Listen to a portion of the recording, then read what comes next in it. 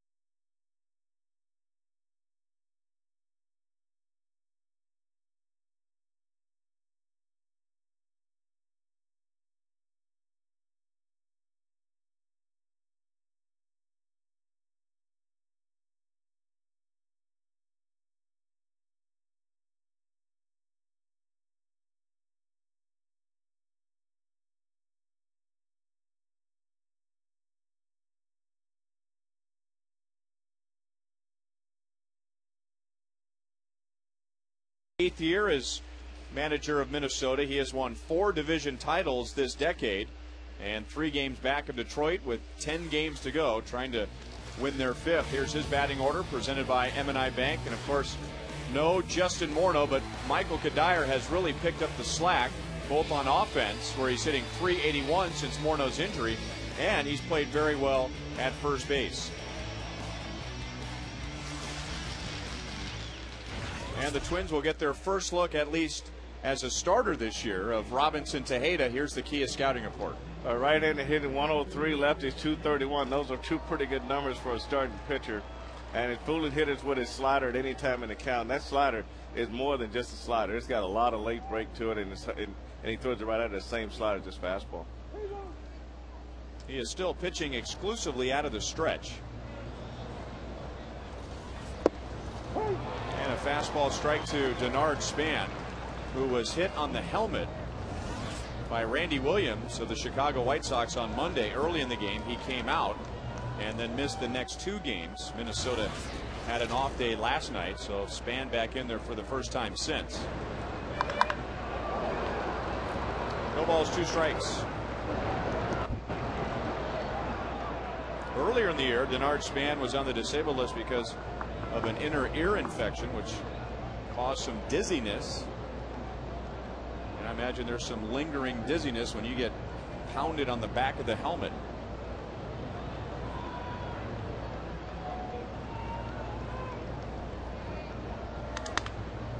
Broke his bat. Cayaspo comes up. One down. And let's check in with Joe Goldberg. Well, guys, you know how good Robinson to sense of Robinson Tejeda earlier in the year was in the indoor batting cage. I was on the outside, separated by a glass window, holding this clipboard, which has all my information on it, and he starts trying to sign something to me or point to the clipboard. I didn't know what he was talking about, so he came on out. I said, what do you want? He points at the clipboard. He said, I'd like to order a pizza. Are you taking orders? Well, I told that story to David Ortiz yesterday. He was cracking up, and Big Papi says, not a surprise. He's one of the funniest guys. They flew home together from Boston after the All-Star break, as that ball's popped up and going to be caught by Unieski Betancourt guys. But they flew home from the All-Star break to the Dominican Republic, and earlier in that game in Boston that Sunday, Papi's bat was shattered by Robinson Tejeda. He says on the plane, where did you get that cutter? And Tejeda says, I don't have the cutter. The ball just moves in towards your bat. David Ortiz said, one of the funniest 2.5 hours of flight that I've ever had, guys. He is slowly coming out of his shell. I don't know if he was ever in a shell, but we're learning a lot more about his personality. And of course, when you're playing well, guys are more comfortable about sharing that personality. Well, you're right, Ryan. When you're not playing well, you'd rather be seen and not heard. Joe Mauer, where do you start and where do you end when you talk about this year? 371, 28 home runs, and that's after missing a full month. And you don't need to talk very long to the Royals about how well he's hit this year, because he's hitting .475 against KC. 72 degrees at first pitch. We started on time at 7:10. Time and temp brought to you by the parking spot. Easy to spot, easy to park. The parking spot at KCI. And as is usually the case, a nice gathering, a mixture of Royals and Twins fans. 1 ball, 2 strikes to Mauer.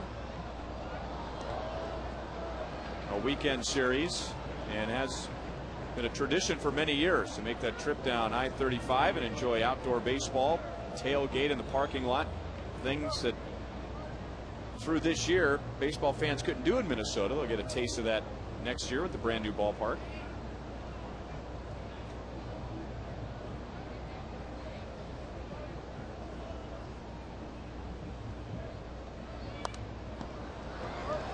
One and two.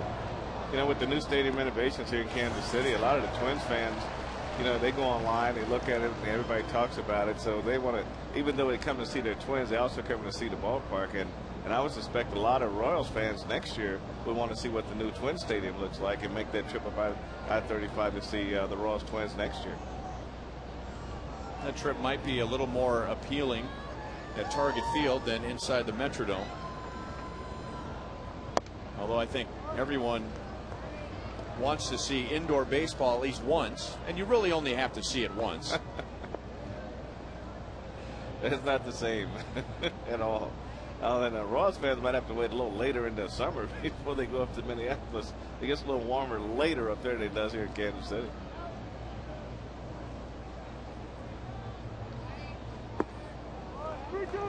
And that's Joe Mauer right there. I mean, he hardly even flinches. He thought about swinging there.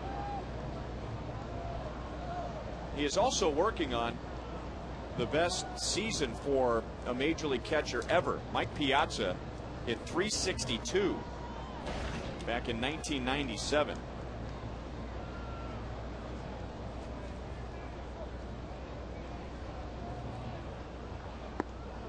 And he takes a walk after falling behind 1 ball, 2 strikes.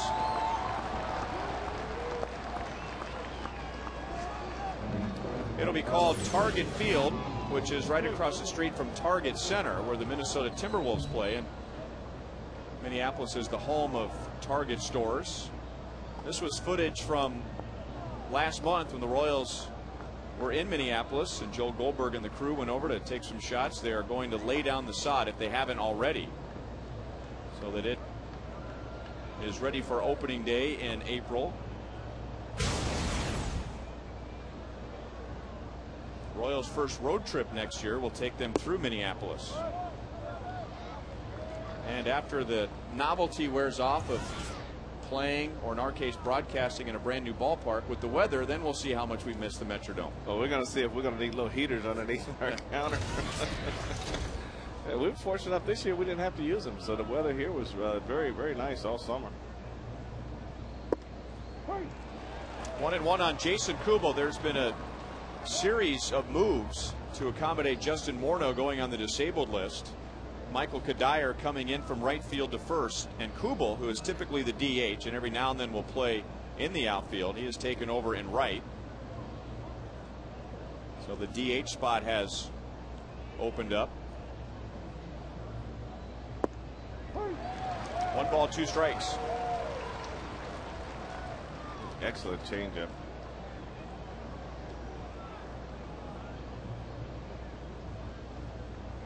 Minnesota Twins at 79 and 73. They have been at 500 this year 34 different times, and 6 games above 500 right now is a high water mark. Another scoreless inning for Robinson Tejeda, and he picks up his first strikeout.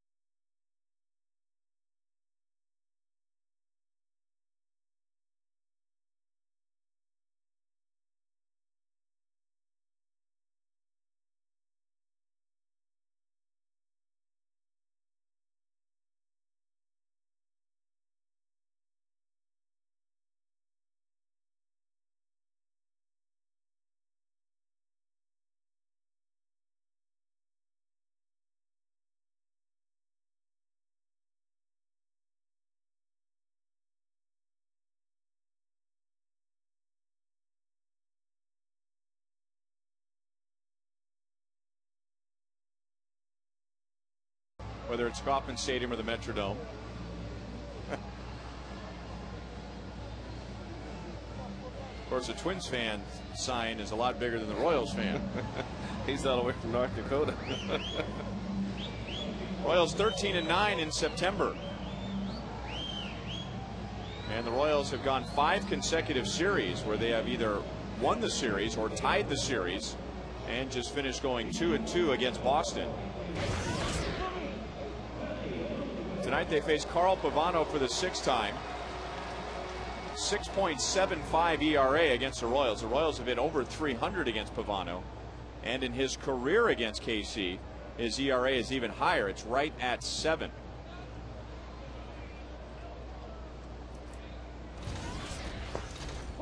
And a sinking fastball in for strike 1. So Pavano joins Mark Burley as the only pitchers that faced the Royals 6 times this year. Pavano doing it with both the Indians and the Twins. Rolled DePunto, who has taken over as the everyday second baseman, and Willie Bloomquist leading off with David DeJesus feeling under the weather, is out number 1. Minnesota defensively, they have the fewest errors in the American League. Young, Span, and Kubel in the outfield. Matt Tolbert has taken over at third base with Cabrera, Punto, and Kadire.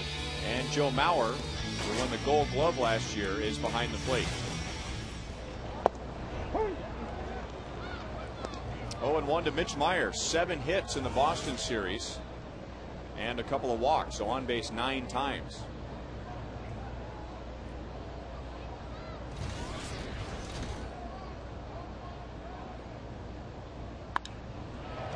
Hit hard right to Punto. Well, another good swing for Meyer, but out. Punto opened the season as Minnesota's starting shortstop. If you watch Mitch's swing here, Ryan, he's got that swing where he kind of, the top hand comes over a little early, and when he hits those line drives, rather than the line drive taking off, if he gets through it, it takes off and goes up. His has a little top spin where it brings it back down. So if he can just go through the ball before he rolls his wrist, then he'll have more luck with those line drives getting over the infielder and not coming sinking back down to the glove. 0-1 to Billy Butler. With a home run, 2 more doubles against Boston. He drove in 4 runs. So 1 home run and 1 double away from a 20 home run, 50 double season. 1 ball, 1 strike.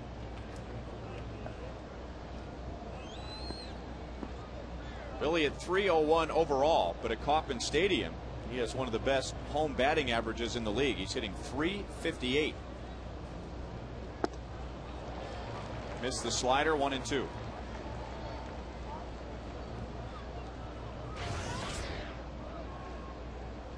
And that's what you like to see from a young hitter. He hit well in the first half, and then the league continues to learn about Billy Butler. They're making adjustments, but Billy's only getting better. He's getting better because he's able to pick his pitches. He doesn't chase a lot of bad pitches. If he chases a ball that's consistently, it would be that one that slider down and away, especially after you've been pounded inside a little bit. But for the most part, he stays out over the plate. He has the ability to get inside the ball inside, which makes it hard to jam it.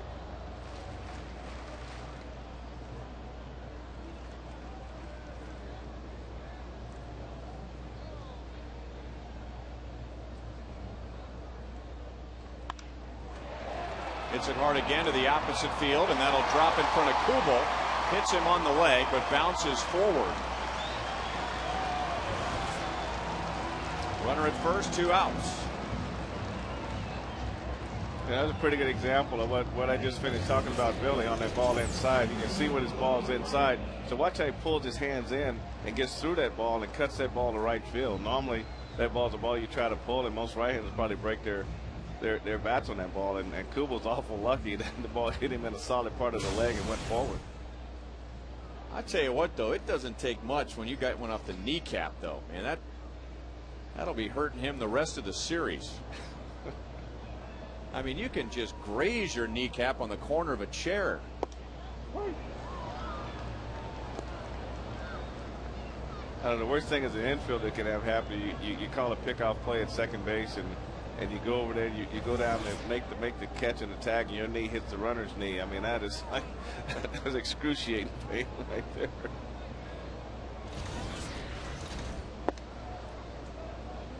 One and one to Mike Jacobs, who hit his 18th home run during the Boston series. He had 4 RBIs. The Royals winning the first 2 games and dropping the next 2. And you know they want to bounce back after last night. That was one of the sloppiest games the Royals have played all year, with a season high 5 errors.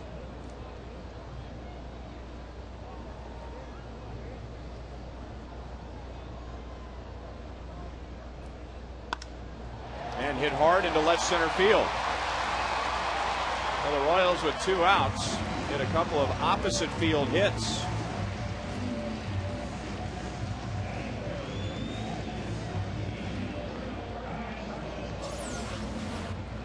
When Mike Jacobs is going good, this is what he's been doing in the second half, is stand on top of that ball and driving it the other way. And he's had a lot of hits that way, and only gets in trouble when he tries to pull.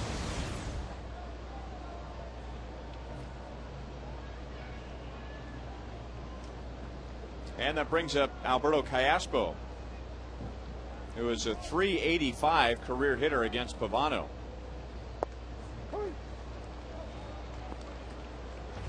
So Pavano with a 6.7 ERA against the Royals this year, but he had 1 start where he allowed 9 runs in less than 5 innings. And in that game, Alberto Callaspo hit his first major league grand slam.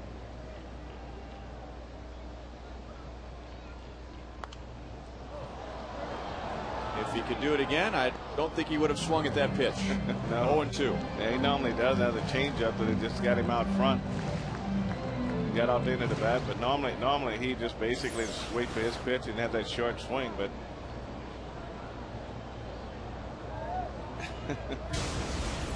it just squibbed right off the end of his bat.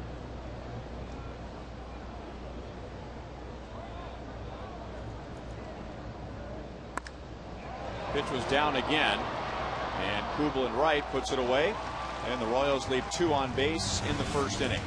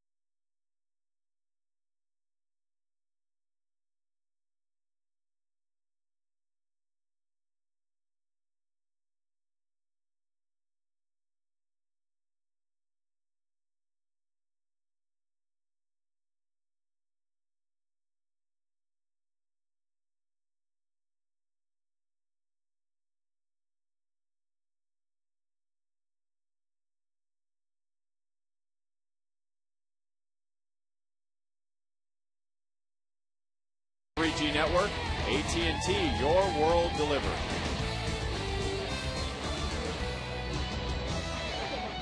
No score as we go to the second inning. Robinson Tejeda walking Joe Mauer with 2 outs in the first, but then striking out Jason Kubel. So back to work with Michael Kadire at the plate, who has hit 29 home runs this year. And his game really picked up when the Twins needed it the most, as Justin Morneau, former American League MVP, was lost for the year because of a stress fracture in his back. Meyer in left field brings it down in front of the track. 1 down, and once again here's Joel.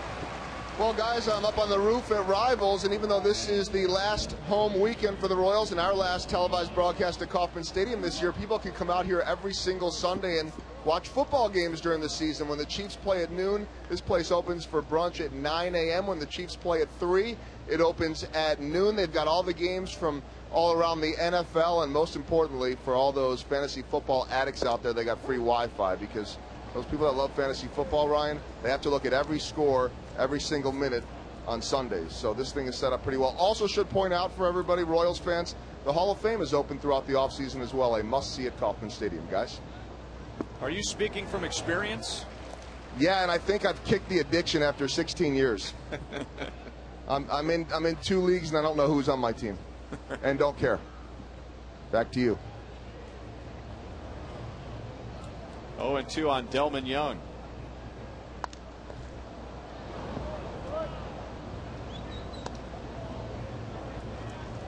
Young has picked it up since the Royals last faced the Twins, up to 273. The power number is still down, which is 8 home runs this late in the year. Tejeda with his second strikeout. He gets Young on 3 pitches.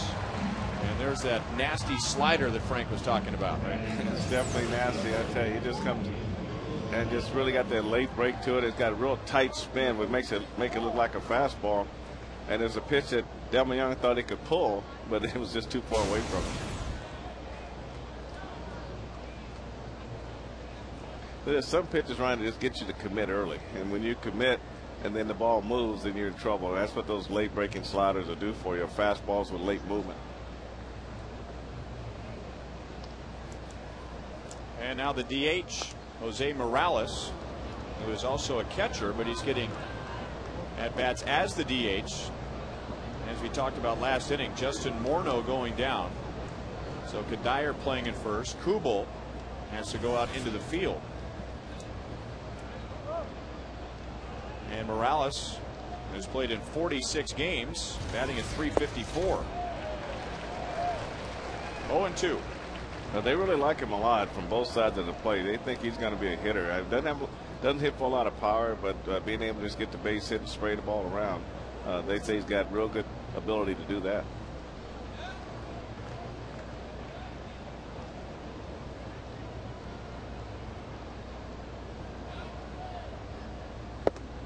On the corner. So Tejeda retires the side, strikes out 2 more.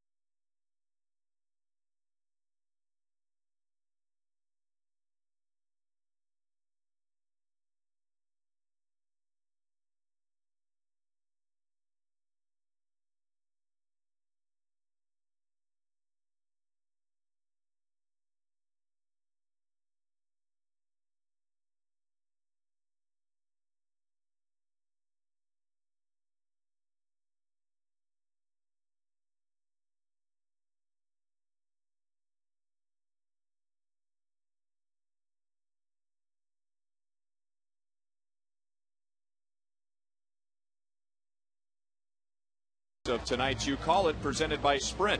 Who would you pick for American League MVP if the season ended today? Derek Jeter with the Yankees, Mauer, Kendry Morales, who kind of helped keep that Angels lineup together when several players were hurt, or Mark Teixeira in his first year with the Yankees. Text 432-432, enter keyword Royals, followed by a space, and then A, B, C, or D. A for Jeter, B for Mauer, C for Morales, D for Teixeira. That's a good mental art of a hit right there.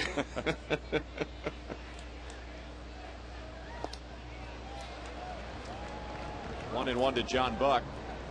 I got 2 guys in that group that I like what they've done. I like the way Myers come back from his back injury and the way he's just continued to hit, and not only hit but also catch at the same time. A tough position. And he's one really that kept the Twins in this race. And you like Morales because even though he's fallen out of the top 10 in hitting, from a production standpoint, when Hunter and Vladimir Guerrero were out, I mean, he kept that team going. And so when you look at the Yankees, they got a lot of complimenting players on that ball club, and those would be my two top, with Mauer being number 1. Well, that's where the debate begins, and it's the same with the Cy Young, and we've gone over that quite a bit with Zach Greinke. But what does most valuable mean? Is it the best numbers? Is it the best player?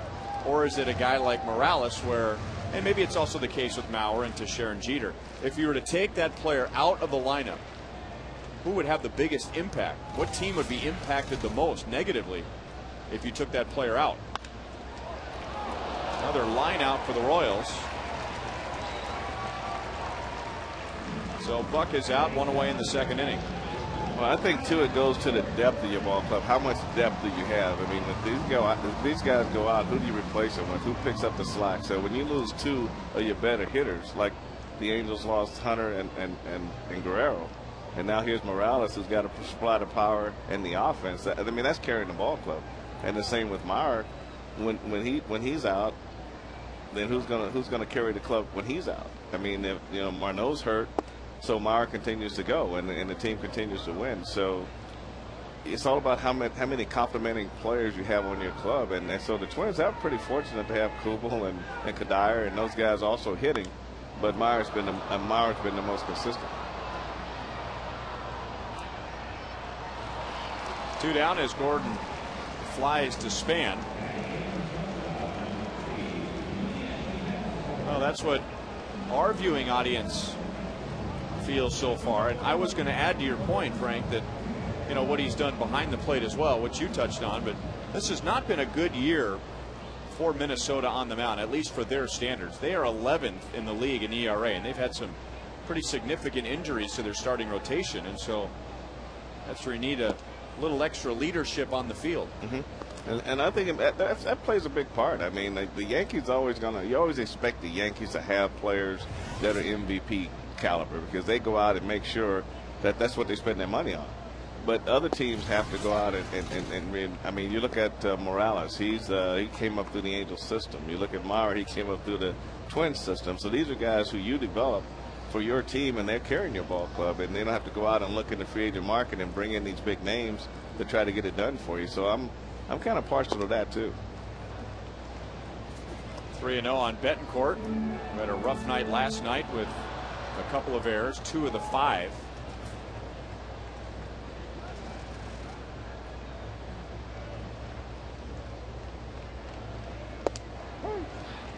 Three and 1.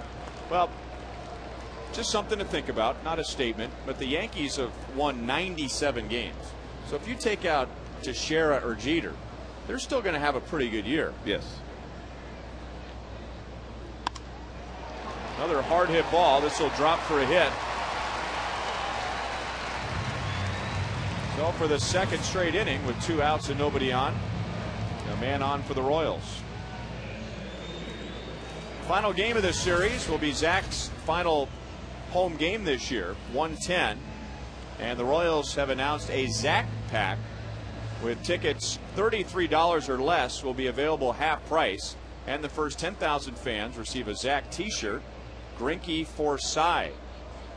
Also 23% off, that's Zach's number. Zach's items at the Royals team store. So come on out, let's fill the ballpark and get behind Greinke as he has 2 more starts before the end of the regular season. Both of his starts will be against Minnesota.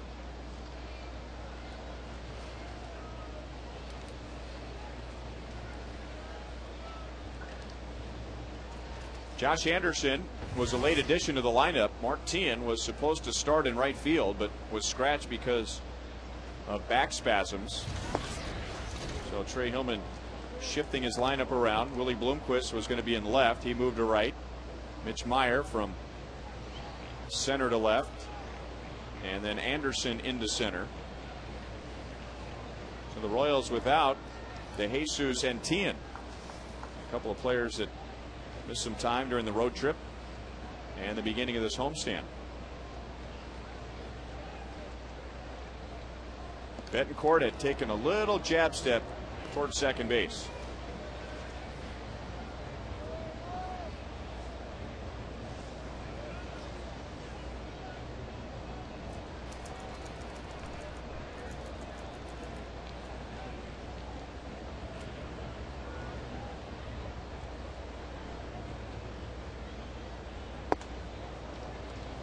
Two and 1.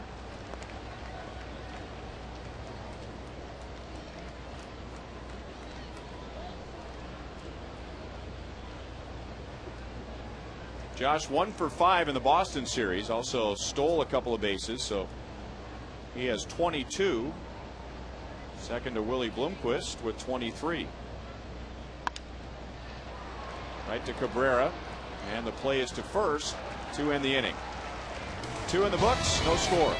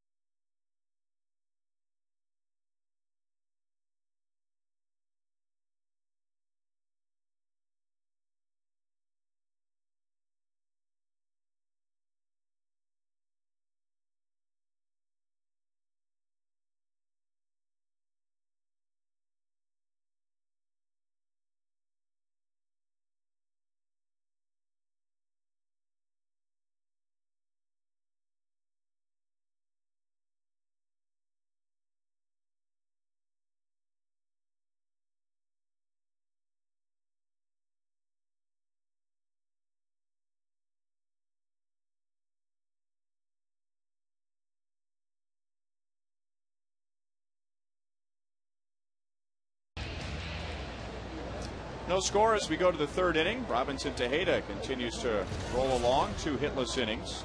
He'll face Matt Tolbert, Nick Punto, and Denard Span.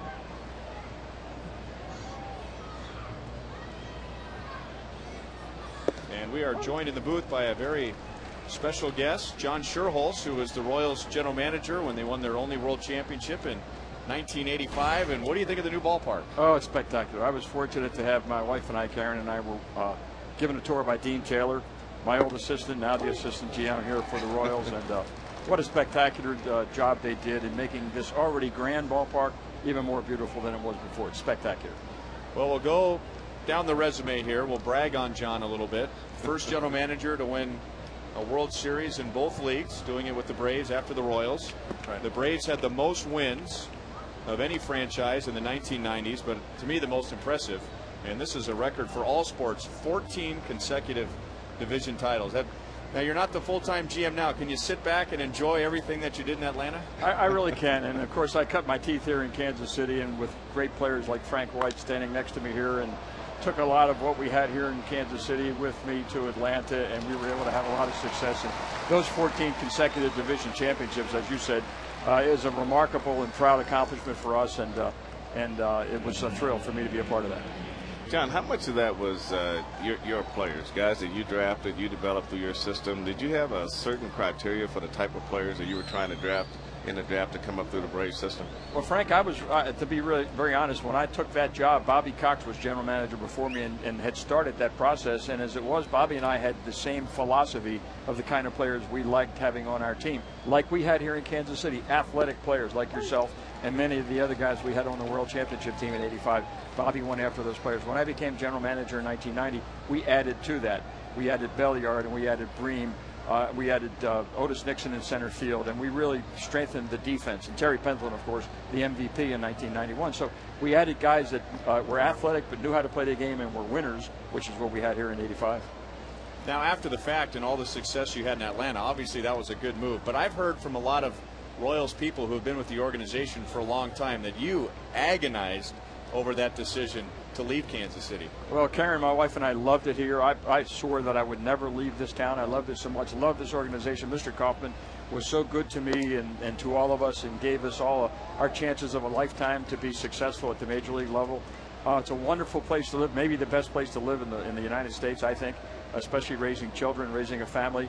And I didn't want to leave here, but the opportunity to Atlanta just tugged at me, and I took it, and it turned out very well. So I've been fortunate. I've been in 2 great franchises, 3 actually, Baltimore, Kansas City for a long time, and now Atlanta.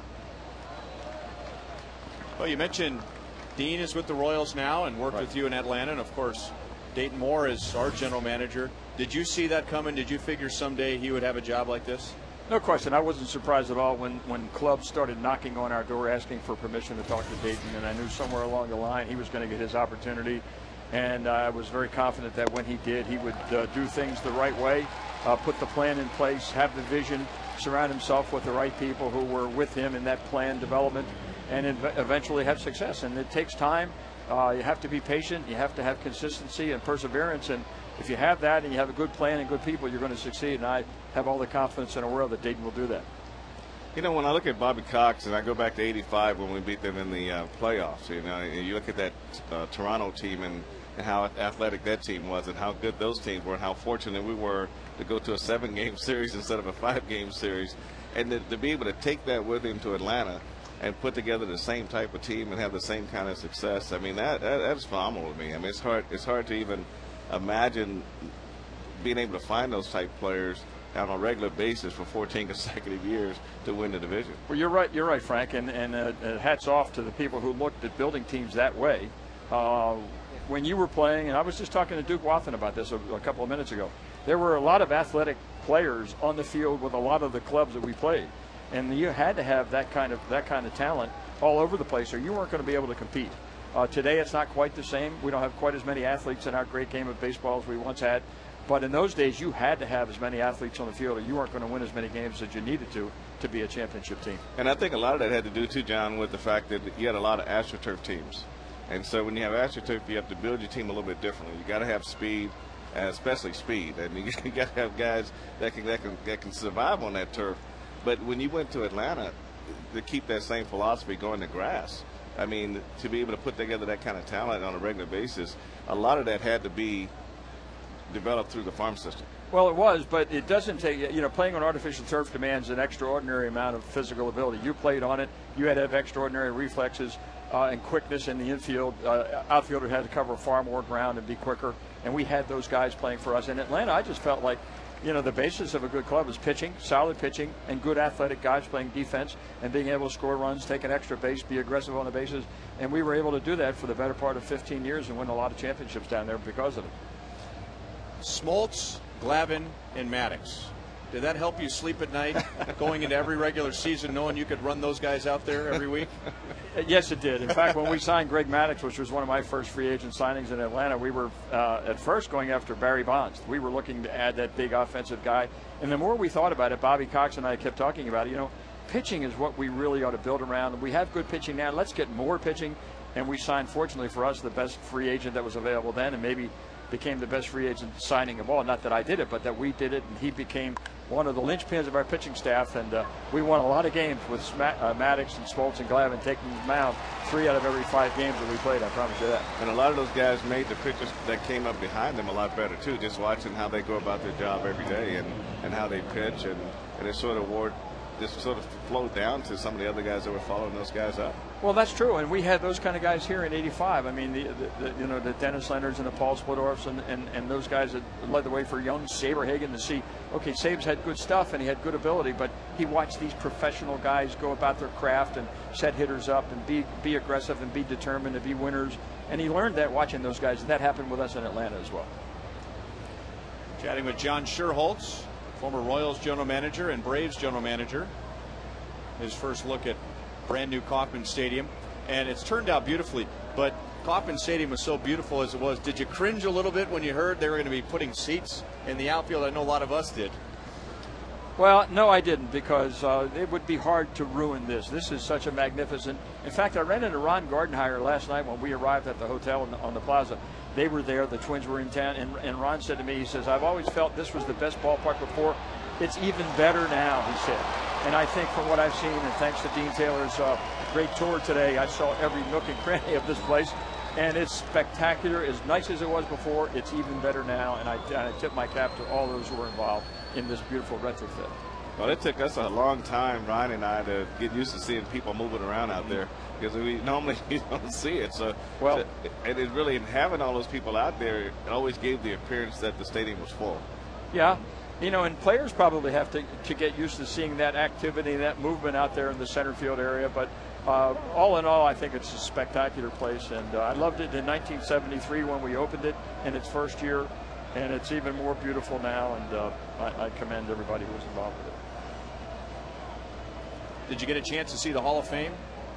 I did, and Dean was right. He said, "John, you should come back here and spend 3 days in the Hall of Fame," and you really could do that. I mean, the stories about this fellow here to my right, Frank White, and all the guys, and George Brett and Dick Hauser, and the winning teams that we put together, not only the 85 team, but the 76 team, the 80 team, and the many good teams we had, great teams we had here, and how much fun and how good these players were, and how solid these teams were, and it gives us all a sense of pride that we carry with us throughout the rest of our baseball lives.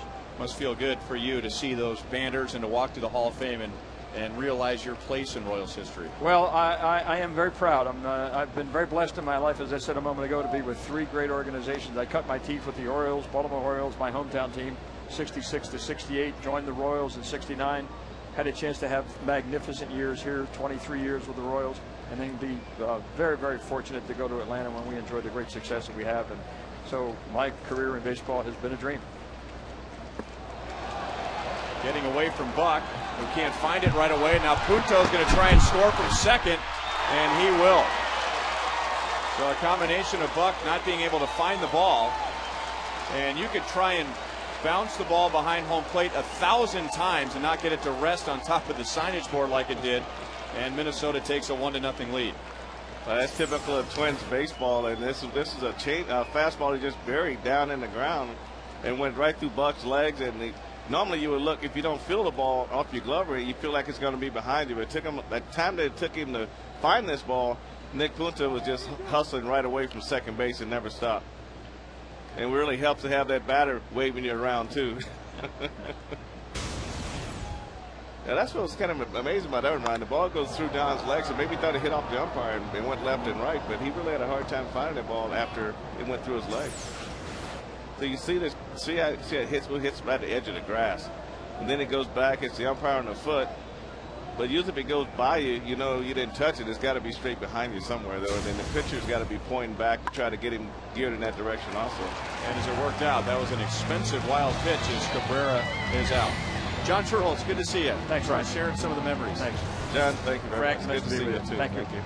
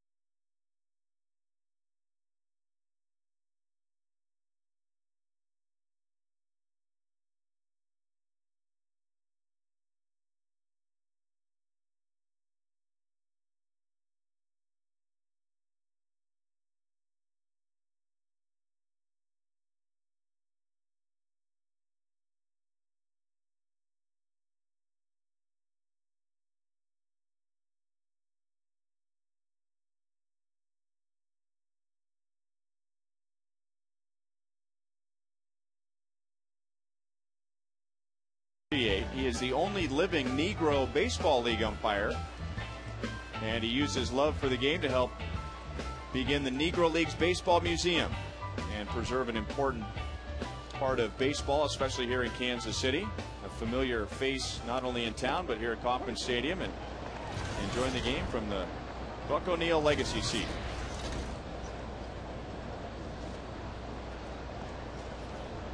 No.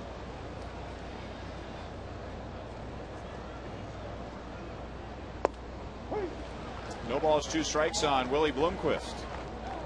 So Minnesota getting a run in the top half of this inning, and Nick Punto scoring from second base on a wild pitch, not on 2 wild pitches, 1 wild pitch. So Minnesota getting a run without a hit. The Royals with 3 hits against Pavano, but they have stranded 3.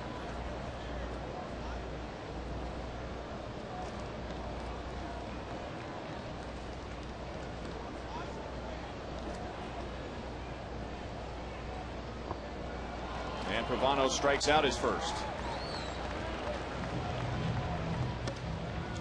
Well, Nebraska football fans, the number 25 Huskers battle Louisiana Lafayette tomorrow at 6. It'll be the 300th consecutive sellout at Memorial Stadium in Lincoln. You can watch the game from your living room for only $29.95. So access your digital program guide or call your local pay-per-view provider to order.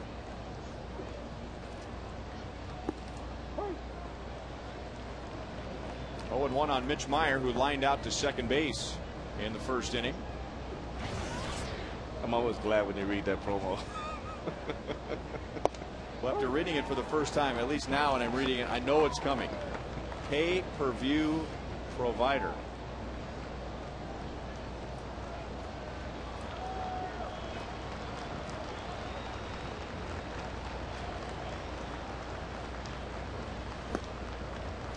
One ball, 2 strikes. I was talking to Mitch tonight about batting second, and as you pointed out, Frank, when you managed Mitch, he batted second quite a bit. And not only batted in that position, but the hitter that batted behind him in Double-A was Billy Butler. So he's used to knowing what pitchers are going to try and do to him, with Butler hitting behind him.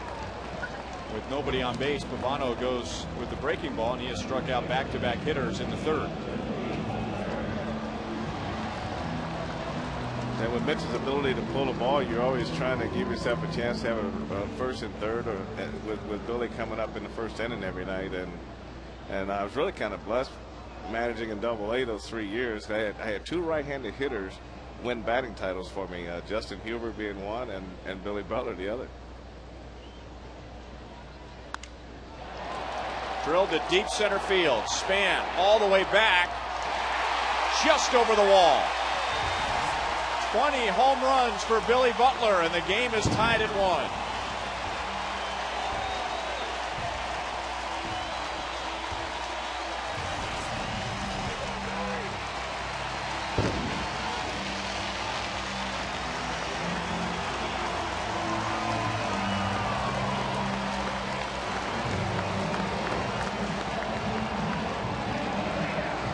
Billy's followed a consistent plan ever since he moved into the third spot, and that's really how Billy hits. It wasn't anything new for Billy to be able to try to hit the ball back through the middle of the right center field, left center field. This is what he's done all of his life, but he's just increasing his power numbers, and that's where the big differences come in with Billy. And this ball just bored in on him, but yet he's got the ability, like we talked about earlier, on how he pulls that front hand in there to get inside the ball. And the way this ball jumps off his bat, I mean, it just carries, and this is the deepest part of center field.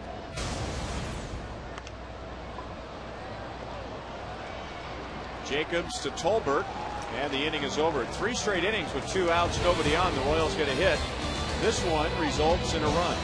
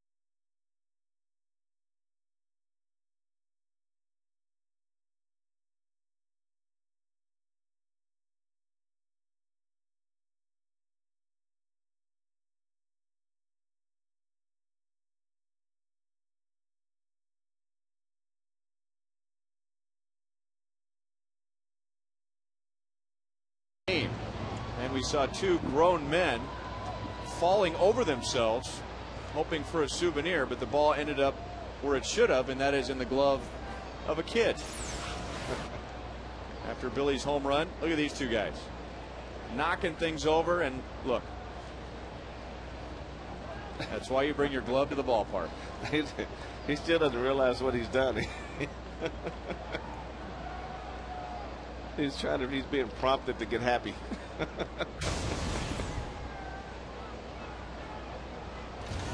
Joe Mauer walked in the first inning. Tejeda has not given up a hit, but he's walked 2, and his 1-out walk last inning resulted in a run after a stolen base by Punto, and then scored from second on a wild pitch on a freak play with the ball going off the umpire's foot. shooting up in the air, landing on the signage board behind home plate. And good heads up base running by Punto, coming around third to score.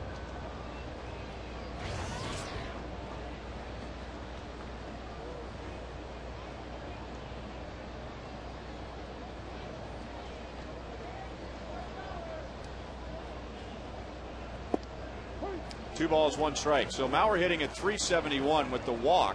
His on base percentage is an astounding .443. So he doesn't just do it with the bat, he's also getting on base because of a good eye. And now this year, adding to his slugging percentage with the career high 28 home runs. And that's just not barely a career high. He has shattered his previous high for home runs.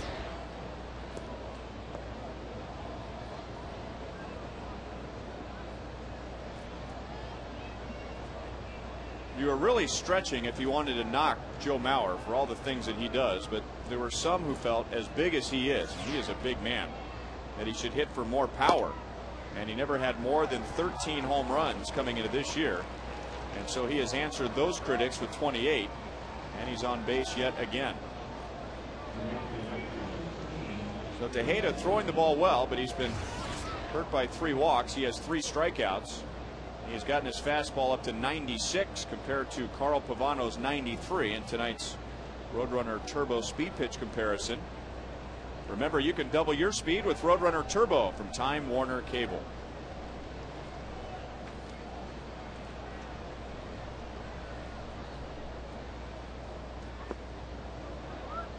Ball 1 on Jason Kubel.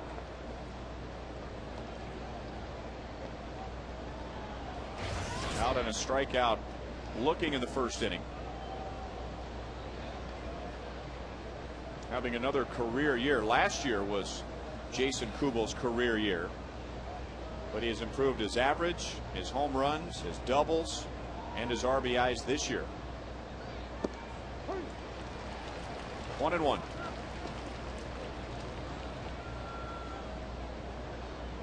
You know, you can go on and on about Mauer and Morneau as perhaps the best 1-2 punch in the American League, but behind them, at least when Morneau was healthy, 24 home runs from Kubel, 29 home runs from Kadire.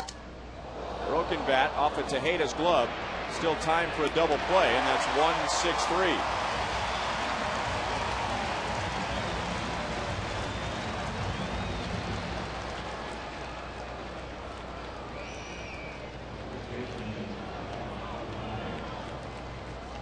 So 2 down, nobody on, and let's take a look at tonight's league leaders, brought to you by your Kansas City area Toyota dealers. Tejeda's ERA .81, second best in the American League to Zach Greinke, who is just unconscious at the moment. And Tejeda's opponent's batting average coming into tonight was the best in the American League at .117.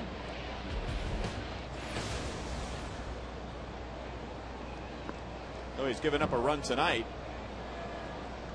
3 base runners, but no hits, so the opponent's batting average will dip even lower.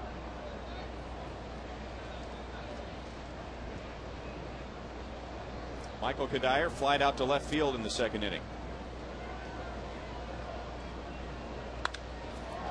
Reaching, and he drills it to deep left field to put Minnesota back out in front.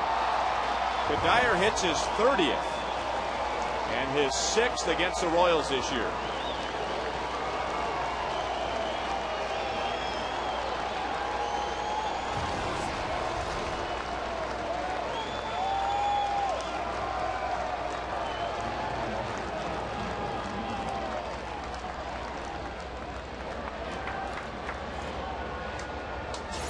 We talked about those guys that are backing up Morneau and Mauer, and Kadire's one of them. And this is that power changeup, 86 miles an hour, and he goes down and just really digs it out. Get good extension on it, and hit it well into the left field bleachers. That is only the 2nd home run all year given up by Robinson Tejeda, and we're talking about 68 innings, and his first since moving into the starting rotation. 1-1 to Delman Young.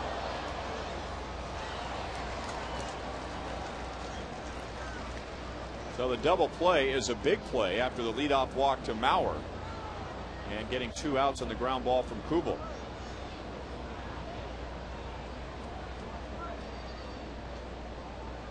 Delman Young struck out his first time up on a slider. This time he pulls the slider to Gordon. And that's the inning. But with 2 outs, Michael Kadire hits his 30th. Twins lead 2-1.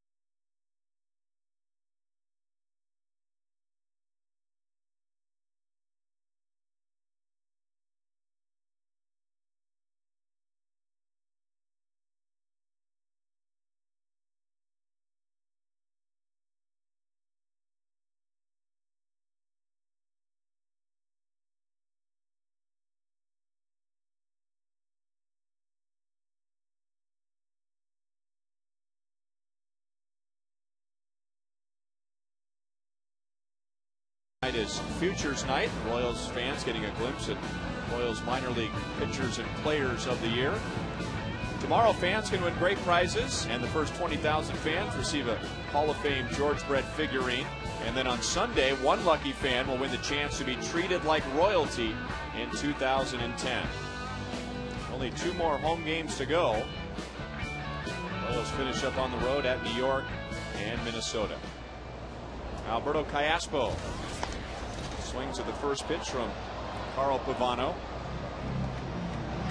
Alberto flied out to right his first time up. Minnesota with a run in the top of the 3rd. And then Billy Butler homered in the bottom of the 3rd. In each of the first 3 innings, Pavano has retired the first 2 hitters. And then the 3rd batter has reached.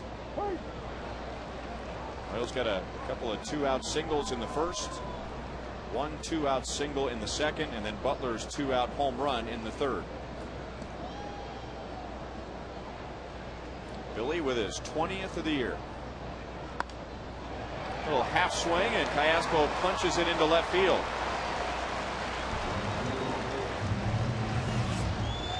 So the leadoff man on for the first time.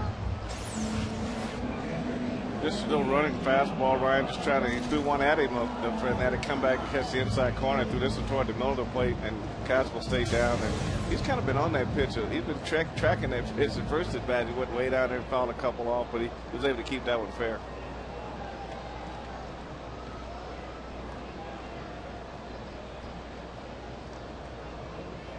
And now John Buck, who lined to first in the 2nd inning.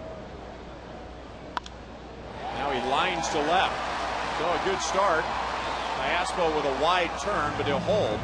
And the Royals have runners at first and 2nd with nobody out.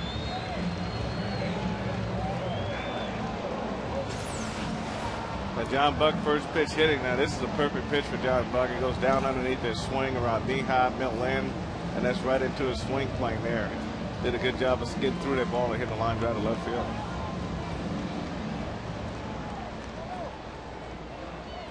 Now the Royals have 6 hits against Pavano, and just in case Alex Gordon lays down a bunt, Joe Maurer went out in front of home plate and gave defensive signals The way the Royals are swinging the bats against Pavano in the first 4 innings, Alex might be swinging away. He flied to center his first time up. Nope, he's going to try and lay one down. Ball 1 inside.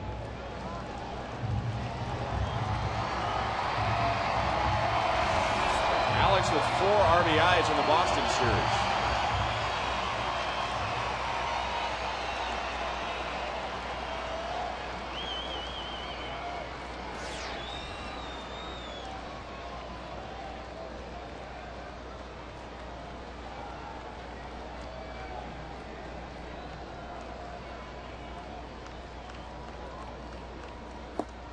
Swinging away, and the count is 1-1. It kind of makes you wonder if he got the sign, the bunter, or he was doing it on his own. Like you mentioned, they're swinging the bats pretty good against Pavano. He did fly deep to center his first time, but I don't know, maybe that's something that we need to look forward to next year, where maybe a lot of these hitters that come back to the team next year might be asked to bunt in key situations.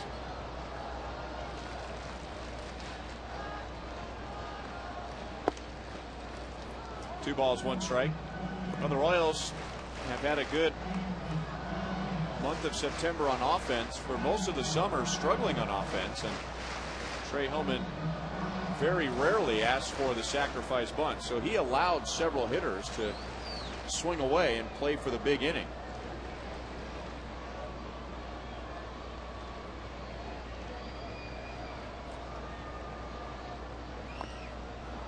And Alex bunts it foul. 2 balls, 2 strikes. Now the Royals have to be disappointed in the way they have bunted the ball this year, especially with all the time they spent on it in spring training. When you look at a guy like Alex Gordon, how many times do you think he bunted in college? Probably none. In Double-A, none. And so he gets to the major leagues, and other than what they do in spring training, and now he's supposed to be a good bunter. It just doesn't happen like that. You got to practice bunting a lot. So that's just one of those skills that if he knows right away that, okay, this is what I'm going to be called on to do on a regular basis, then we need to really go to work on it and be consistent with it. And I think that's when guys get better, when they're consistently doing it on a regular basis. 1 away, and the runners do not move up. Saturday afternoons were made for baseball, and this week Fox brings you the national game of the week when the Red Sox, who just left Kauffman Stadium, head to the Bronx to take on the Yankees. A showdown between bitter rivals that could be a preview of the American League Championship Series. Fox Saturday Baseball starts tomorrow afternoon at 3 o'clock.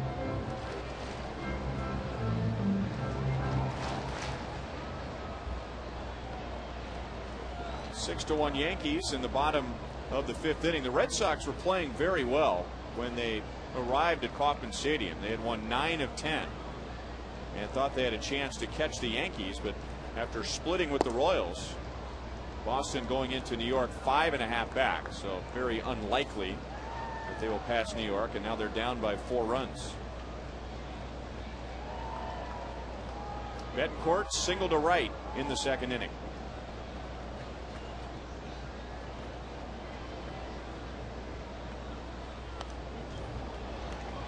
One ball, 1 strike.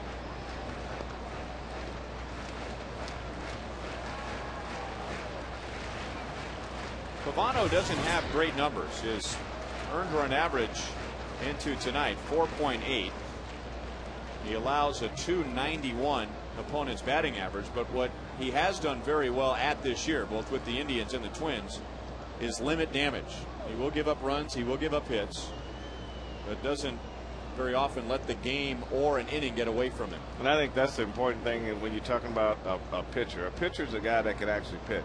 I mean, throwers are guys who throws good for a while, but then when things get out of whack, they just go downhill. Pitchers will figure out a way to keep the game where it's at. On the corner, 1-2. And that kind of comes with experience too. And he's been doing this a while, and so he's been in this spot a lot of times, and he knows how to get out of innings with double plays, get the ground ball that he needs. You know what pitch he needs to throw to get the ground ball. So he's not relying totally on the catcher to call his game. He really fits what Minnesota preaches on the mound. He hardly walks anyone. Throws strikes, uses the defense. 2 balls, 2 strikes. In fact, Pavano has only walked 35 all year. He has the 2nd best percentage of fewest walks per 9 innings pitch in the league. So that's exactly what the Twins are looking for.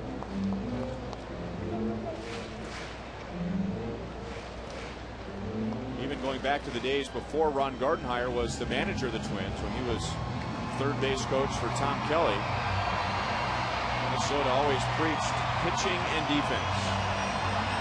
And right behind pitching and defense was pitching and defense.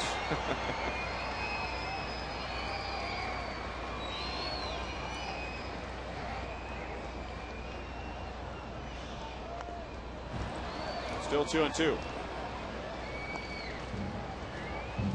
We mentioned earlier it's been a good defensive season for Minnesota. They have committed the fewest errors in the American League, but they haven't had the pitching to match it, at least not compared to recent years, with their ERA 11th best in the American League. So they've had to rely on more defense and a lot more offense. The one thing the Twins do too, Ryan, is they have a philosophy, and they draft to the philosophy. They develop through that philosophy, and then they make a good trade here and there, or pick up a free agent here and there. But the main thing that makes the Twins successful every year is the development of their own players coming up through their system and knowing what the manager is going to expect when he gets to this level. Something that John Schuerholz was talking about when he was here last inning, about building the Royals and then building the Braves. The word that he used that really echoed in my ears was you have to be consistent. Out at second, double play, so a wasted opportunity. First and second, nobody out, and the Royals come up empty in the fourth.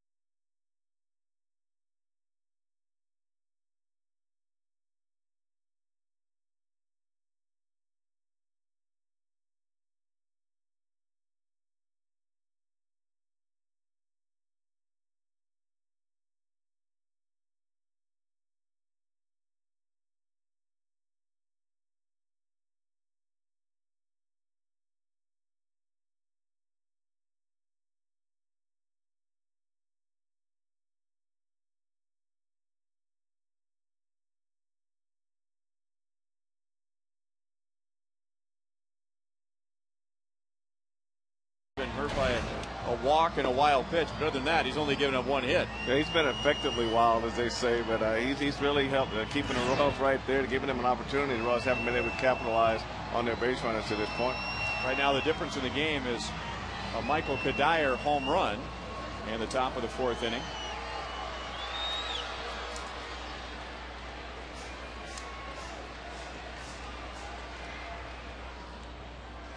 So it'll be Jose Morales, Matt Tolbert, and Nick Punto. Morales struck out his first time. 3 walks, 3 strikeouts for Tejeda.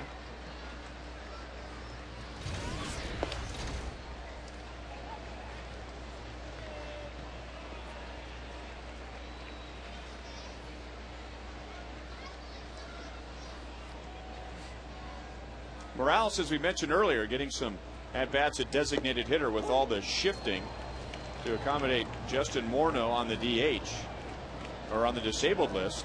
And Justin Huber, former Royal, had a great year at AAA for Minnesota, hit 22 home runs, and he was the guy who looked like was going to get a lot of at-bats because of the shifting around at the designated hitter. And on the day that Morneau was lost for the year, Justin Huber was in the lineup, and he tweaked his oblique during batting practice and hasn't been able to play since. Otherwise, this would have been a great opportunity for him to get some big league at bats. Well, it would be nice. What a super guy. I mean, he has the same approach as Billy Butler. He hits the ball left center field, right center field, and it's really kind of neat to see him in the big leagues right now. And I talked to him before the game, and he said as soon as everything's done here, he's heading straight to Venezuela. He's going to keep playing. He wants to get a jump on next year. One of the great guys in the game. Another walk, and that's 4 for Tejeda. Yeah, when he was in Double-A, and he was having such a great year offensively, and the Royals wanted to move him to Triple-A, and then our trainer Charles Ledden was figuring out the at bats that he had, and he needed about a handful of more at bats to qualify for the batting title. So we begged the Royals not to take him up until he got those at bats, and he ended up winning the batting title in Double-A. Coming over from the Mets organization to the Royals, came over as a catcher, and the Royals tried him both in the outfield and at first base. Morales runs, and Tolbert fouls it away. Another stat that really jumps out when you look at Minnesota this year offensively is they are so far down in the league in stolen bases. So used to watching the Twins zipping around the bases, especially at the Metrodome, but they have 80 this year. 81 after Puntos tonight. That is the 10th most in the American League. Typically Minnesota, when they were winning division titles in 02, 03, 04, and in 06, and the top 3 in stolen bases, didn't hit a lot of home runs, but found ways to score runs. Well, now they're starting to hit home runs, and a lot less bunt singles, a lot less stolen bases. Using muscle to get him across. Chance for 2. Betancourt has to go off of his glove. Very similar play to last night, Frank, where he tried to reach across his body as opposed to maybe trying with the backhand. Anytime the ball's not centered in the body, you got to backhand the ball. His body had stopped, and he still wanted to continue to reach with his glove palm up. You got to go ahead and backhand that ball and make the play to second base. You can see how far to the right that ball was. So that's really a ball he's got to backhand, Ryan. And in order to play the infield and be a real good infielder, you got to have rule of thumbs, and that's one of the biggest rule of thumbs is that if you can't go left and right and get that foot down and have the ball be in the center of your body, you either got to forehand the ball or backhand the ball. It'll be an error on Betancourt, so his 3rd in the last 2 games. See, one of the principles that he's failing to really pick up is that the left-handed hitter hit the ball, and the ball's going to slice away from you to your right. So you can't, if you can't outrun it, you got to backhand it. And he tried to reach across his body, and it just didn't work for him. And that was the same last night, right? Too. Same as last night. Left-hand yes. batter. But also, just a quick thing on the stolen base thing. One of the missing pieces of this Twins offense is Carlos Gomez. I mean, if he had the kind of year that they expected him to have, then that stolen base would have probably that number would have probably gone up. Punto, a very good bunter. He has laid down 9 sacrifice bunts this year, and he chased one that was up and out of the zone. 1 ball, 1 strike.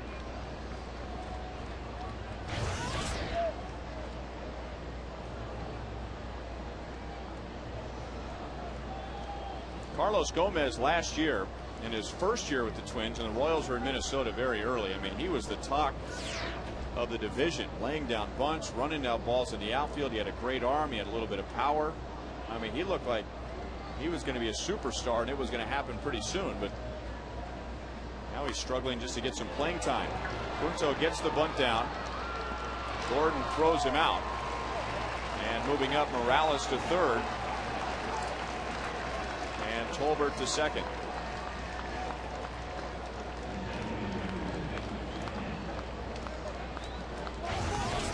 Tejeda's pitch count is brought to you by James B. Nutter and Company. He is at 66. And he'd like a better strike to ball ratio. 4 walks, including walking the leadoff man in the last 2 innings.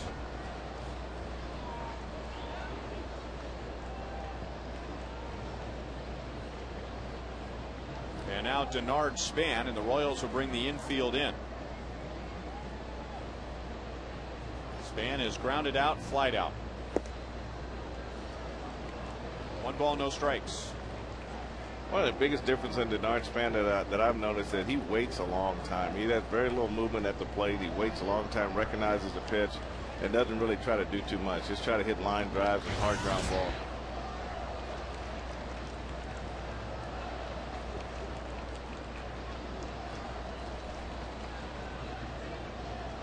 Span is 0 for his last 8. Playing tonight for the first time since getting hit on the head Monday, on the back of the head. This is against Randy Williams in Chicago. Now that is solid. That is not a glancing blow off the helmet.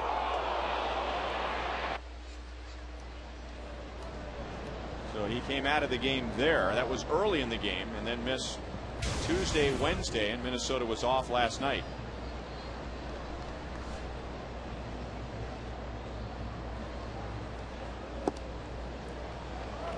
Three-0.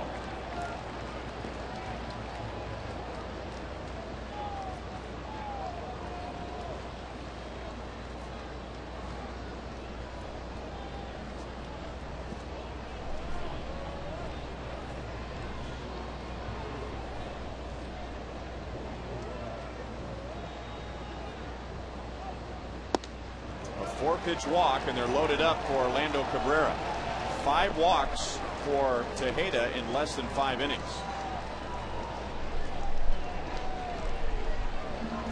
Well, speaking of football, tomorrow, number 20 KU plays on Fox Sports Kansas City. The Jayhawks host unbeaten Southern Miss from the SEC, part of a Big 12 doubleheader, followed by UTEP at number 2 Texas. Coverage starts tomorrow morning at 10:30.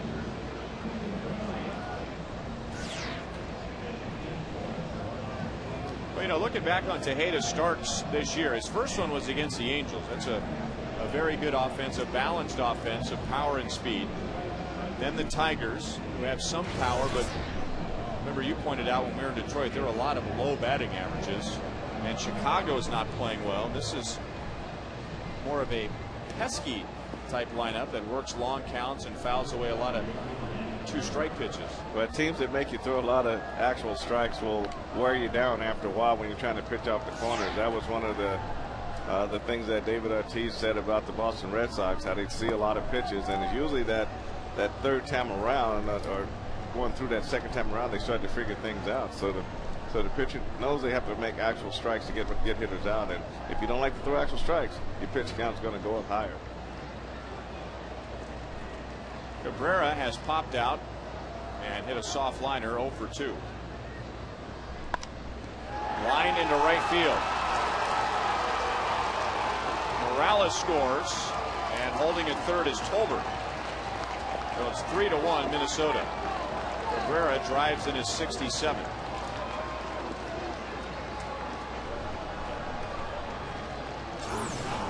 I mean, how do you hit this ball?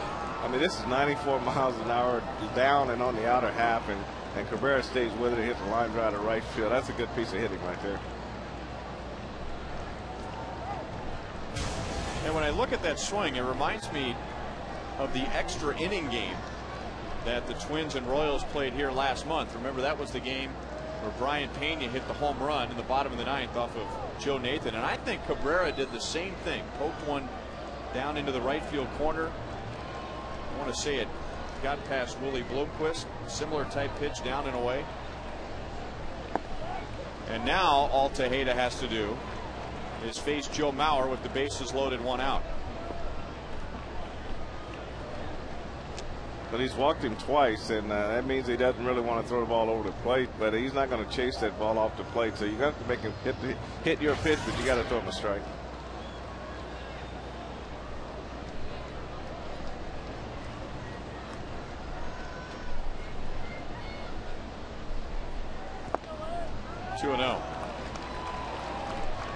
This is Tejeda's 5th start since joining the rotation, and it's the first time he has given up more than 1 earned run.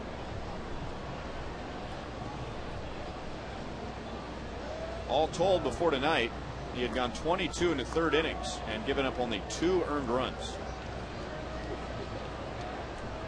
He's down by 2 runs tonight, and he is in hot water with the bases loaded and facing Joe Mauer.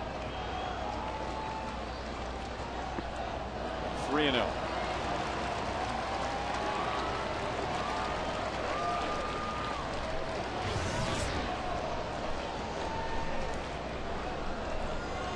Mauer's hitting .371 this year, so according to those numbers, he really struggles with the bases loaded. It's all the way down to .333.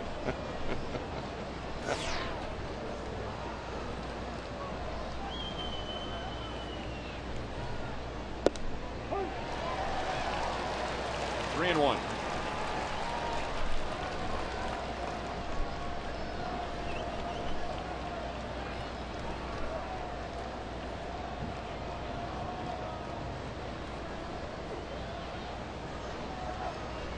Two walks, an error, and a single. A run home, and the bases loaded.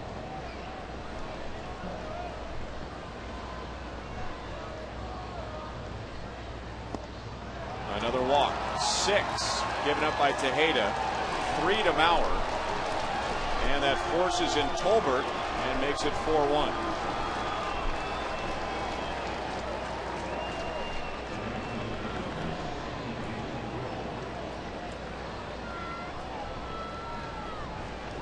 RBI number 90 for Mauer.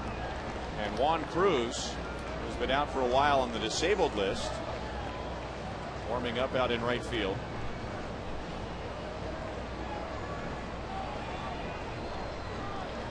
So the Twins with 4 runs on 2 hits. And now you get past Mauer to Jason Kubel, who has 24 home runs, 89 RBIs.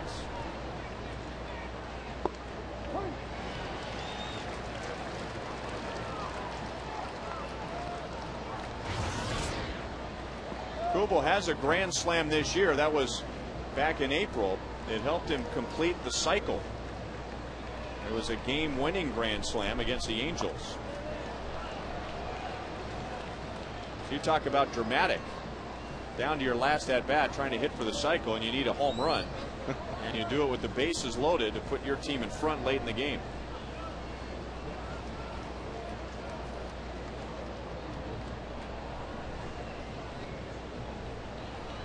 Kubo grounded into a double play his last time up.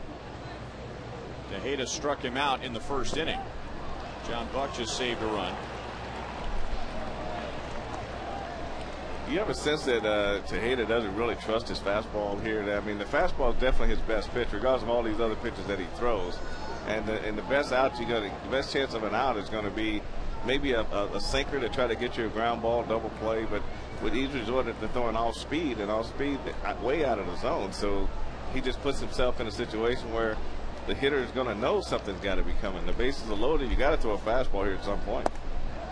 3 balls, 1 strike, and Tejeda is absolutely all over the place.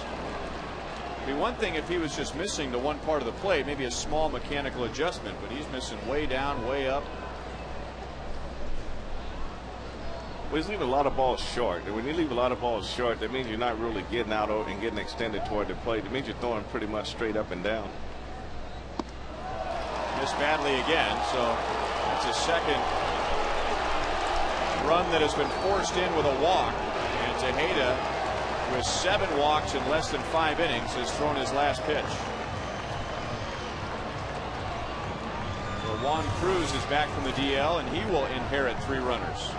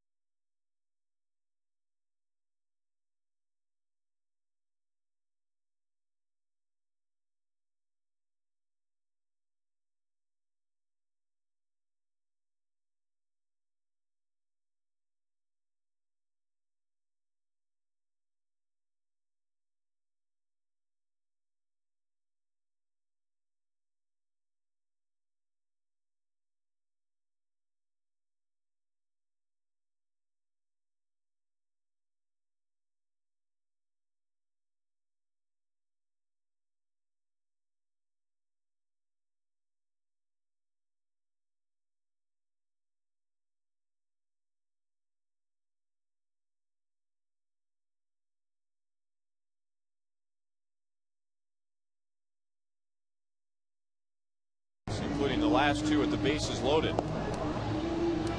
So he leaves down by 4, and he leaves behind 3 base runners for Juan Cruz, who is just back from the disabled list tonight, going down in early August with an elbow injury, so out for a month and a half. And even if he wasn't injured, it wouldn't hurt him to take a little physical and mental breather, because he was in a stretch where it didn't matter if he was making bad pitches or good pitches, he was just getting hit.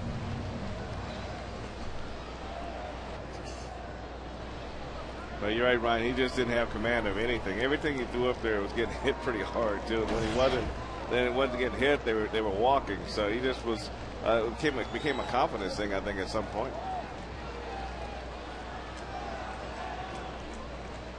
Michael Kadire homered in the 4th inning. That put Minnesota in front 2-1. They've added 3 in this inning. Kadire is also flied out to left.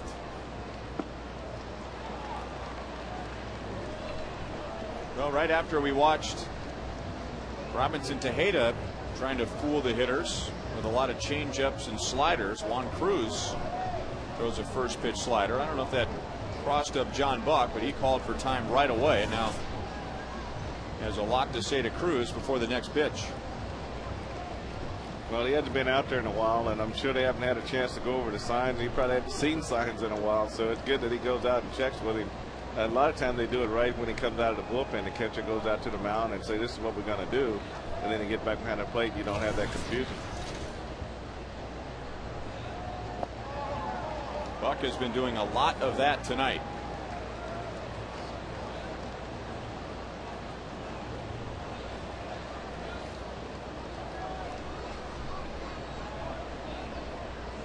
Kadire with 6 home runs and 13 RBIs against the Royals this year. Way outside. I've never been a catcher. Last time I caught, I was 14 years old, and the first pitch, I closed my eyes, it hit me in the face, and the second pitch, I closed my eyes, it hit me in the chest. I said, I'm not going to catch anymore. But if I'm John Buck tonight, and like closing the eyes, you don't know where the ball is going to go, and that's got to be tough for him. To expect the ball where your glove is, and you jerking off to the left, to the right, you're blocking balls, you just don't know where the ball's going. Now, that's got to be kind of scary, especially with men on third base. He must feel like he's going through a drill right now, like an agility drill. Kadire may have helped him out with that pitch up, but it's almost as if he is working with John Miserock, Royals bullpen coach, who works with the catchers and practicing blocking balls in the dirt, practicing moving his feet and being quick on pitches that are way out of the strike zone. I mean, you talk about the mental exhaustion of the whole thing. You know, you're trying to get your pitcher into a zone, and when you can't get him in there, you don't know where the ball's going to go. And yet, especially when they bury those fastballs, you can't react to those pitches fast enough. That is 3 consecutive bases loaded walks. And you play 9 innings until the game is over, but you can lose the game in 1 inning. And the Royals have given up 4. There's still only 1 out. Juan Cruz has to make sure that this game doesn't get away from the Royals here in the 5th. 4 runs on 1 hit. 0-1 on Delman Young. Overall, Minnesota has 6 runs on 2 hits. So with the 8 walks in the air, that's 9 free base runners. No balls, 2 strikes on Young, who was the 9th man to come up in the inning.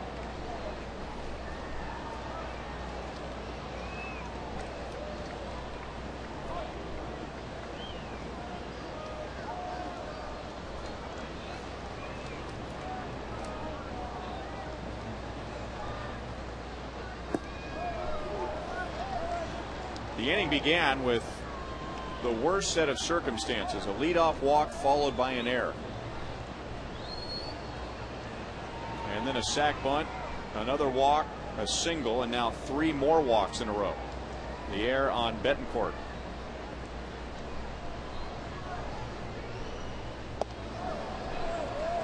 Two and 2.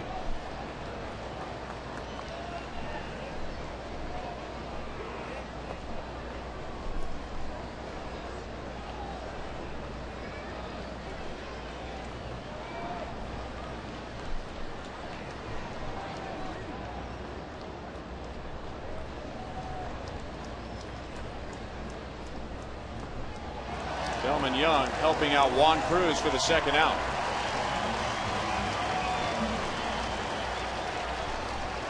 So a walk and a strikeout for Cruz. Well, he's yet to throw but maybe one strike with his fastball, but no strikes with his breaking ball. And like you say, Delman Young really helped him out by chasing that slider. And this inning began with a walk to Jose Morales. So he'll bat for the second time in the inning.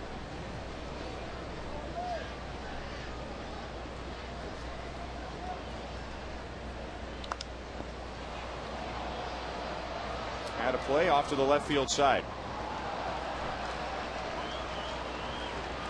Walks have really been a big problem for the Royals in the second half. And mentioned this before, but if you go back to July the 1st, which was about the midway point of the season, the Royals had the second fewest walks in the league. Only Minnesota had walked fewer. But by the time the Royals got to August the 1st, they were 10th in the American League in walks, and now at the bottom. 1-1 on Morales.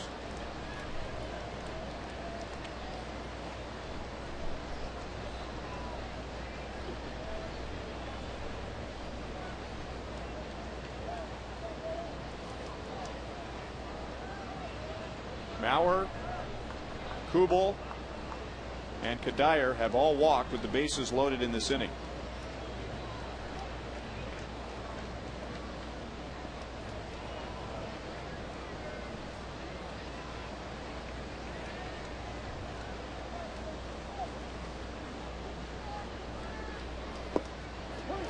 On the outside corner, 1-2.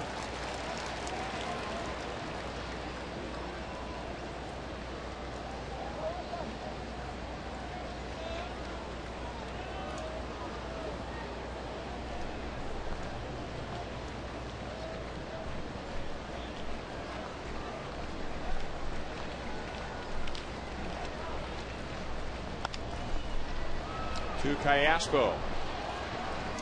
And the fifth inning is over, but Minnesota comes up with 4 runs, only 1 hit.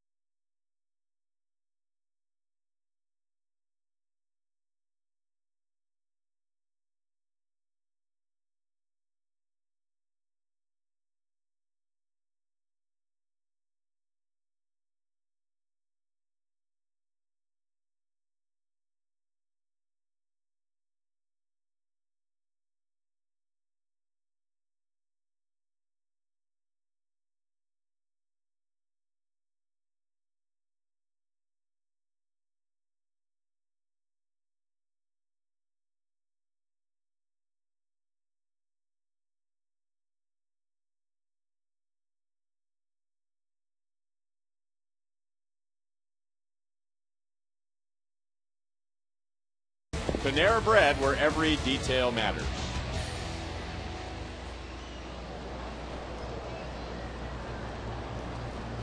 So Minnesota scored in the last 3 innings, coming up with 4 in the 5th on only 1 hit. Carl Pavano will get Josh Anderson, Willie Bloomquist, and Mitch Meyer.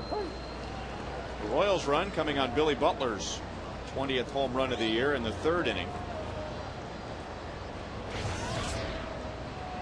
The Royals have out-hit Minnesota 6-2. No balls, 2 strikes to Anderson, who grounded out to short in the second inning.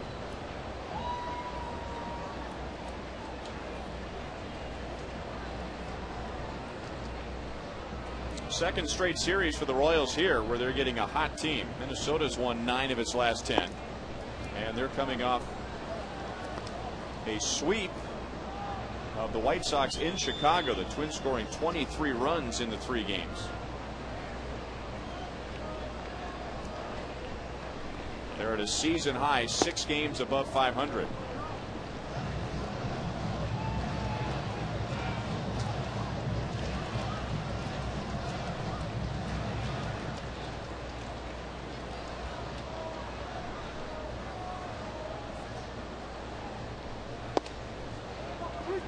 From 0-2 to 3-2 on Anderson,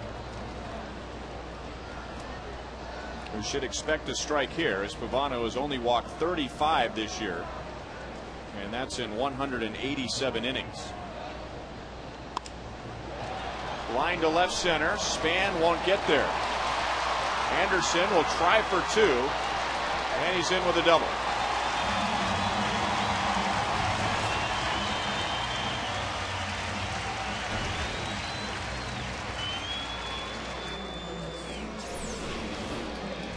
Just stayed on his fastball here, Ryan, and drove it into left center field. And Span going to his right and being left-handed, he's going to have to turn all the way around to make this throw to second base. And with Anderson's speed, he made the second base very easily.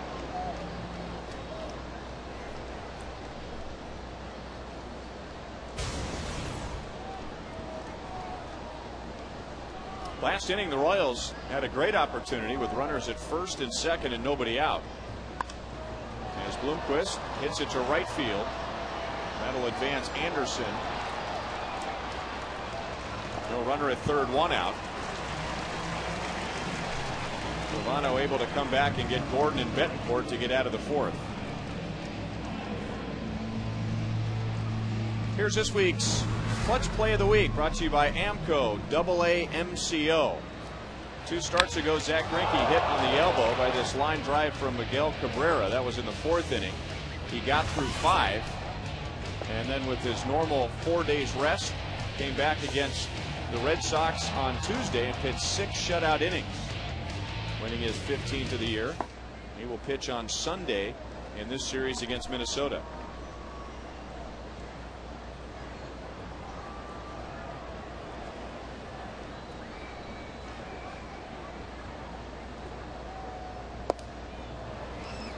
And if I'm Luke Hochevar and I'm going to find someone to sit down and talk pitching with right now, I think Luke has pitched the right guy.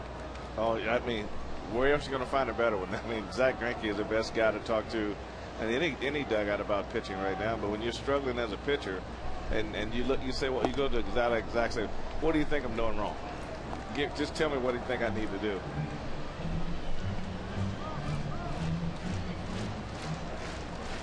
I was listening to Zach. You know, he was saying that if I feel like if I got my pitches and I throw my pitches where I want to throw my pitches, I can pitch against anybody. And so it just goes back to just commanding your pitches and making hitters hit what you want. Don't pitch away from contact, pitch to contact, and you have a little more success.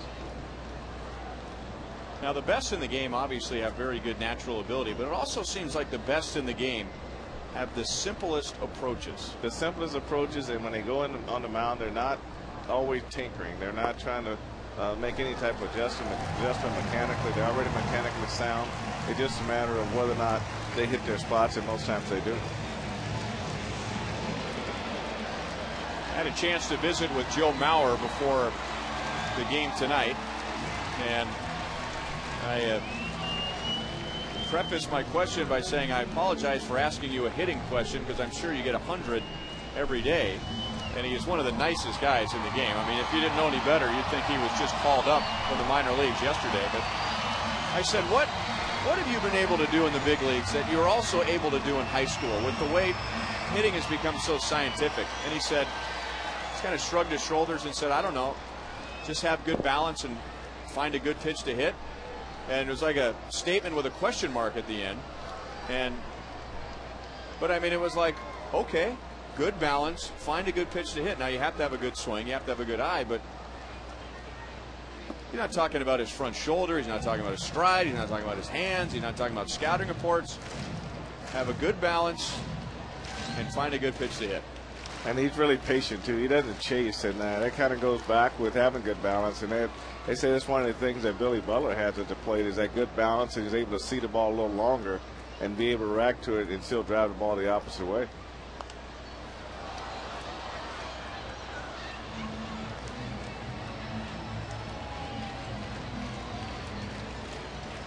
Billy is singled. That was to right field in the first inning. He was down in the count 1-2. And then homered to center field in the third.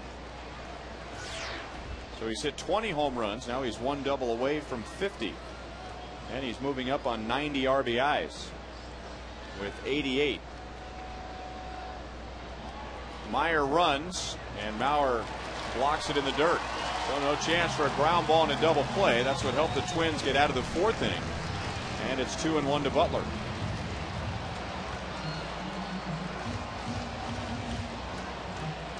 Meyer with his 8th, make that 9th stolen base.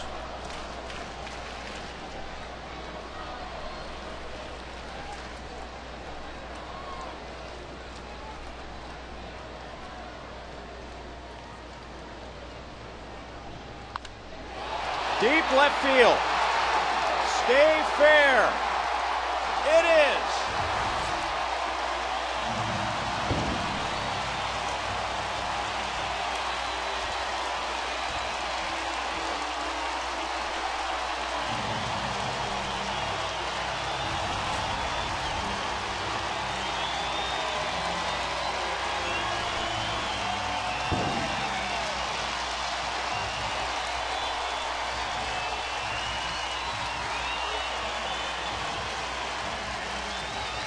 Billy Butler giving the Royals exactly what they needed after a painful top half of the 5th inning. Well, they keep trying to get inside on him, but he's so quick in there right now they can't get in there, Ryan. He stays inside that ball, and by standing inside that ball, he's able to keep that ball fair as it went past the foul pole. I mean, he hit the ball, I think a little short hop up against the Hall of Famer, really turned on it and drove it. He had that two-seamer how he tries to run in, and he opens up quickly and get those hands through, and he knows right away it's just a matter of whether it's going to stay fair or not, whether it's going to be gone. But he knew he hit it far enough to be out of the ballpark. That is the 4th time that Billy Butler has hit more than one home run in a game. The 2nd time he's done it this year. And Pavano back to go 0-2 to Mike Jacobs. So Billy is at 90 RBI. So he's hit 2 milestones tonight. 20 home runs, now 21, and 90 driven in.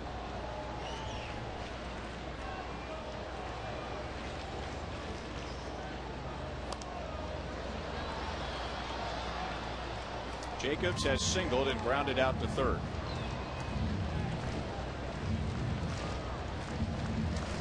Almost like he's hyperventilating right there. He's so excited.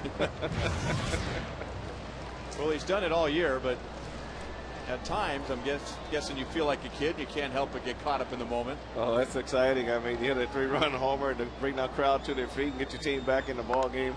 I can't think of anything more exciting. Great diving play by Kadire, and Pavano to the bag for the out.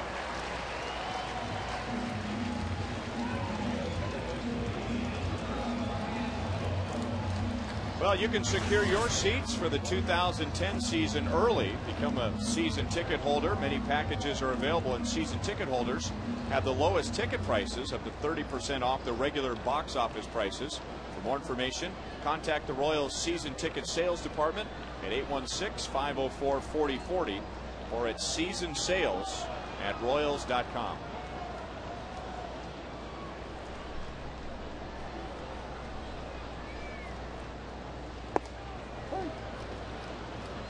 One to Cayaspo. 1 for 2 with a single. The Royals have now out-hit Minnesota 8-2. But they still trail by 2, 6-4.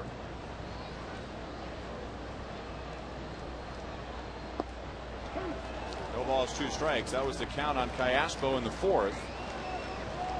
And he hit the next pitch into left field for a single.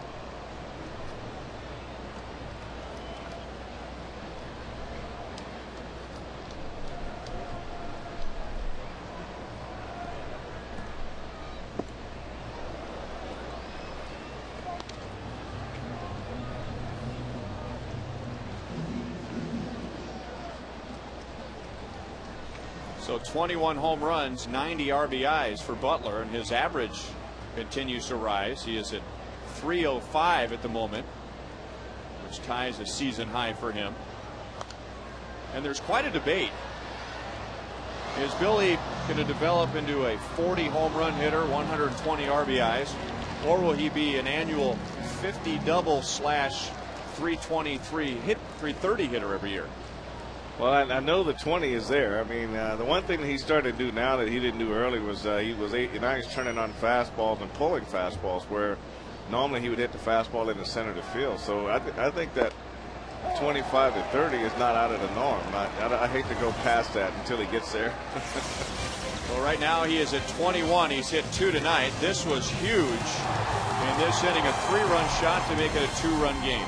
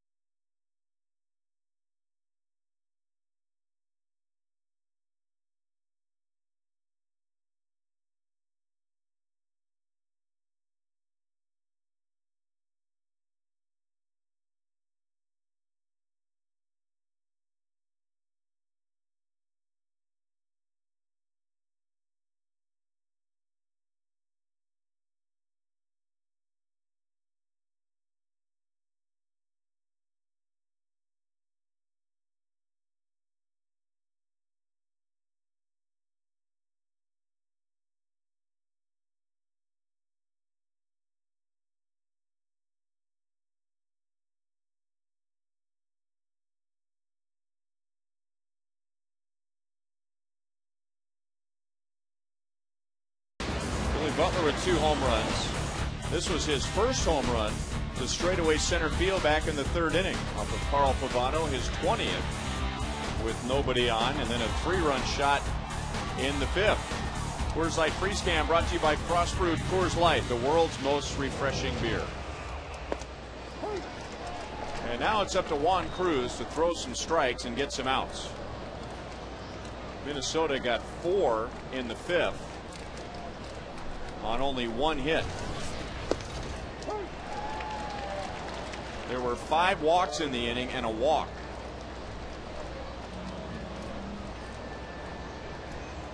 Matt Tolbert, Nick Punto, and Denard Span. Tolbert and Punto switch hitters.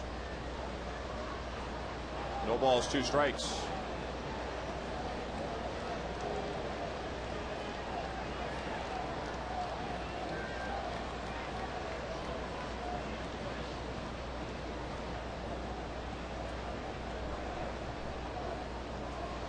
Tolbert reached on the air in the 4-run 5th, committed by Unievsky Betancourt. Came around to score. He's also flied to center field.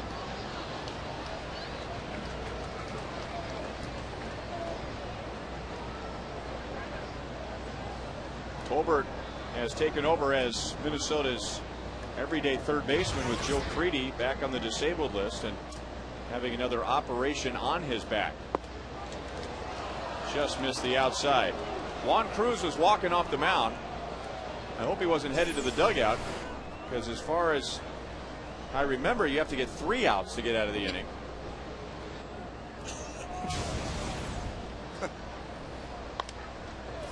Still 1-2. I'm sure Las Diaz didn't appreciate that at all.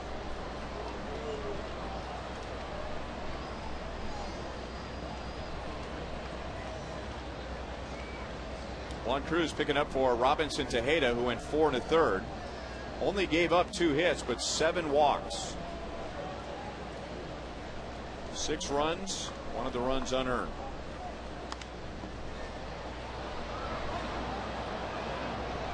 play.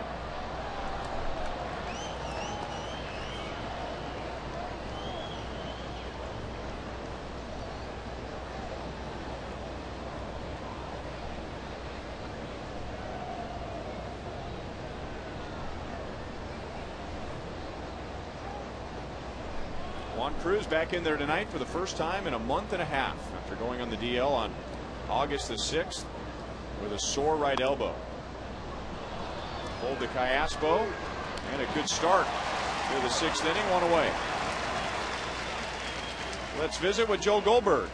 Well, guys, we've been talking about fantasy camp all year, and we've got a reunion of the Brett Wathen Pacoda team. Sorry, Frankie, your team's got to mobilize here, but these guys try to come out and get some games in together, joined by Alan Fuchsman, who was up in the booth with us last year. All right, tell us about just getting a chance to get together with these guys and relive old times.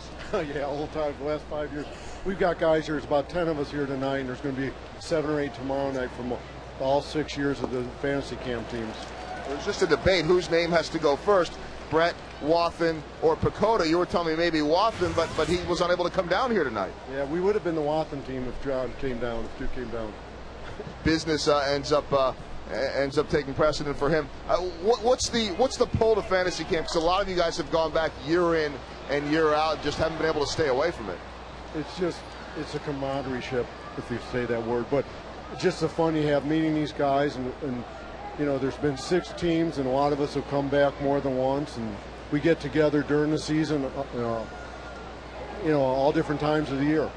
We've heard people say, and I did it one year as well, that feeling, even for someone like yourself that's been there 5 times, of walking into that clubhouse in surprise and seeing your jersey, 2 jerseys hanging up in the locker. What's that like? It's just unbelievable. It's the thing you notice first is you walk in and you see your jerseys, and that one year when it said Fuchsman and next to it was Goldberg, it was great. That wasn't a good year, was it? No, not for our team that year. But you did well, didn't you? No, I didn't. As a matter of fact, there were 2 Goldbergs that year, and Seitzer made the mistake of saying, and I was new, well, let's take Goldberg, and I think he was wishing he had the other one. Well, come back and you can play with us. You guys win. I'm usually on the teams that don't win. Okay, well, the final question. You guys keep coming back like we talk about. How many, and any of you guys can mention this here, how many have had those good injuries? Oh, all of us have. We've had, I tore my hamstring. He's had neck problems, Greg North up here, and everyone's had injuries. But you play through it, and you just have fun. And let's be honest, even though he's not your coach, is there a better batting practice pitcher than Frank White? Frank's the best. And I will attest to that, guys, because he's the only person that could regularly hit my bat. Everybody else seemed to miss it. Slow speeds, fast speeds, you guys know. All right, that's the drill on fantasy camp. It's definitely a lot of fun. These guys can attest to it. You can get more information at Royals.com, guys. All right, Joel, 2-2 to Nick Punto. Well, of all the great reasons to go to fantasy camp, now we can add another one to the list. Great injuries. Great injuries. The training room is quiet the first day. You walk by the next day, the whirlpools are going, the trainers are giving massages. You can't hardly see because of all the Flexol in the air. And they really, it's like they wear it like a badge of courage when they walk around. But Joel, tell all the guys that said hello and see if they want to play for a winner next year. Good start for Juan Cruz in the 6th inning. 2 up, 2 down. And Denard Span coming up. Tonight's copyrighted telecast is presented by the authority of the Kansas City Royals and may not be reproduced or retransmitted in any form. And the accounts and descriptions of this game may not be disseminated without the express written consent of the Kansas City Royals Baseball Corporation.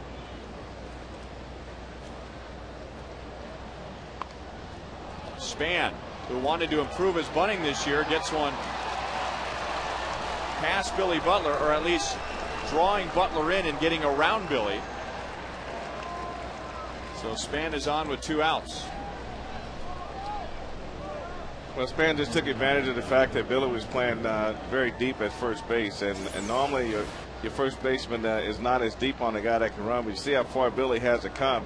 Normally it's a foot race between the hitter and the pitcher. In this case, it was a foot race between the hitter and Billy Butler.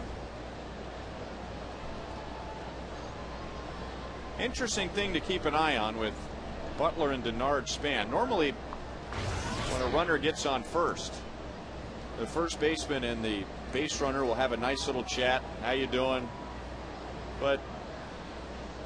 And now Billy has something to say, but usually when a guy lays down a bunt and makes the first baseman get out of position and able to run around him, you don't necessarily see a conversation right away. No, that's what you see. It kind of embarrasses you on that side. He catches you kind of asleep and he takes advantage of you, and then yeah, you don't talk to that guy when he gets to the base.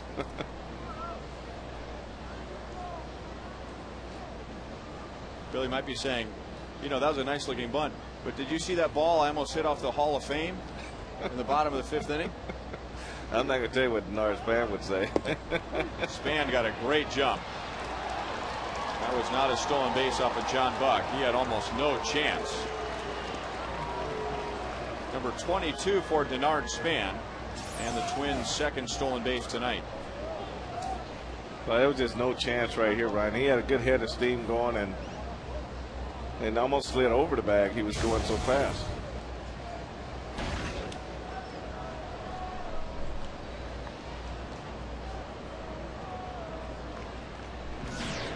Orlando Cabrera had the only hit in Minnesota's 4-run 5th inning.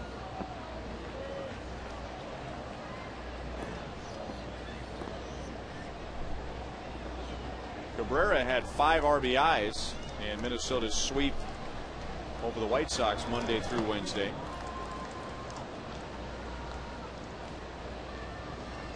And he has driven in a run tonight.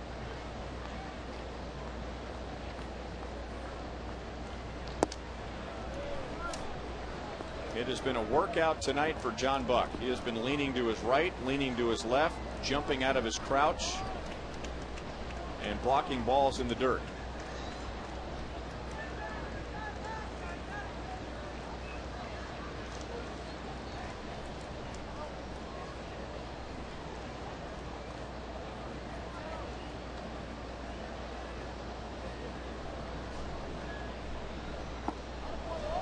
Three and one. Royals have walked 8. Tejeda was 7 and 4 1/3. Replaced by Cruz, who walked the first batter he faced.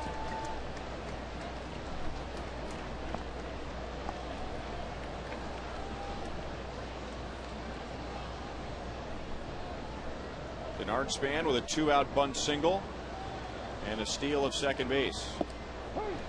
3 and 2.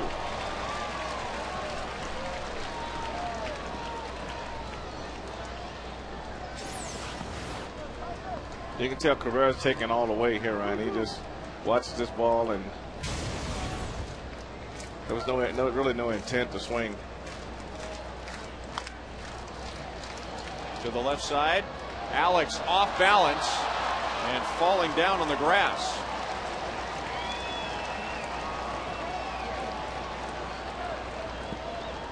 So first and third, 2 down. And that means Joe Mauer comes to the plate with 2 men on base. Now, this is a play here where Alex comes a long way across, and this is a play here where if Betancourt wants to, he could call him off for this play, but Alex was stretched out and couldn't get his balance. So the shortstop coming straight in could call him off, and Alex would run right by this ball, and Betancourt could have a chance to make this play.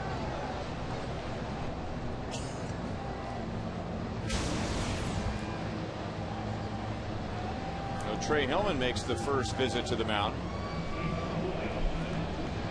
Maybe to remind Juan Cruz that he just made a pretty good pitch to Cabrera, just didn't get the result. And maybe to remind Juan Cruz that yes, Joe Mauer is a very good hitter, maybe the best in the American League. But even though he's hitting .371, he still makes quite a few outs. You just got to make a pitch. I mean, the thing with him is, I think you just got to throw him strikes right away. I don't think you can let him keep working you into a hitting count where he knows you got to throw him a fastball. Just go attack him first with a strike, and you got a chance to get him to make it out.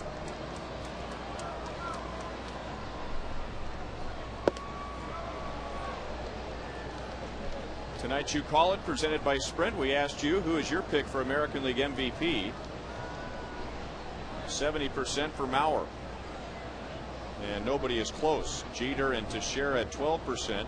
only 6% for Kendry Morales.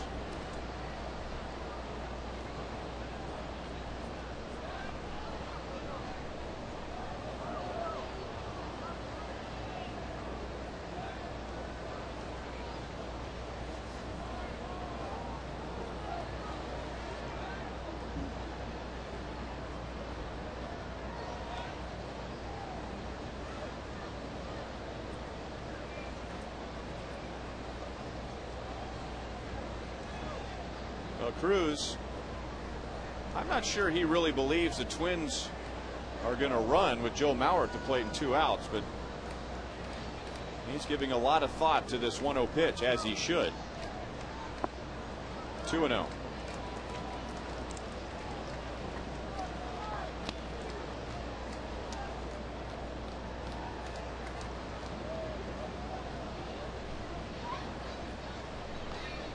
So Mauer hitting .371 total against the Royals. He's hitting .475 this year. And he is the second best in the American League with runners in scoring position. He has Span at third base. 2-1.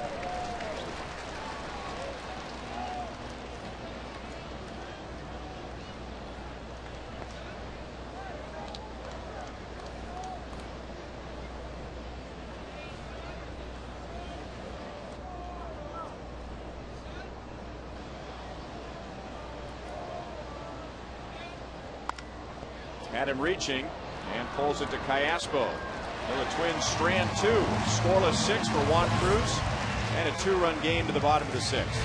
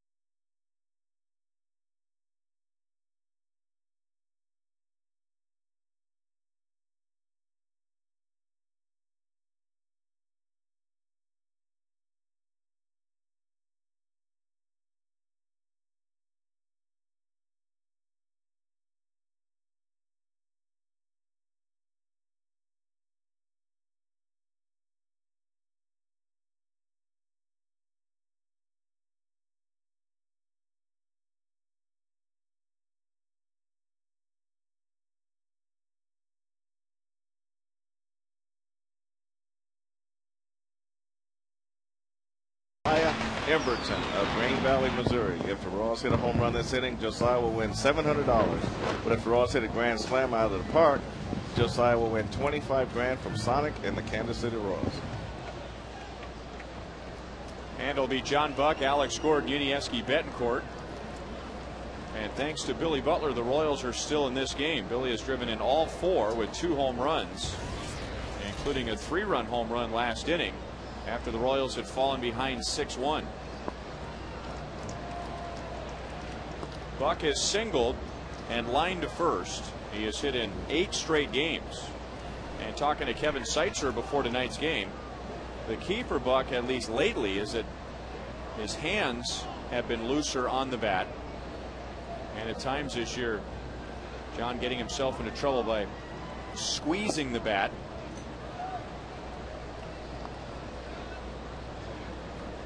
That kind of goes back to Joe Mauer. get a good stance, get a good pitch to hit, and just swing the bat. But you have to play. You're thinking about your hands. You're thinking about your stance. You're thinking about the swing path. There's a lot of things going on. So the one thing you have to be able to do is do your thinking outside of the box. You formulate your plan outside of the box.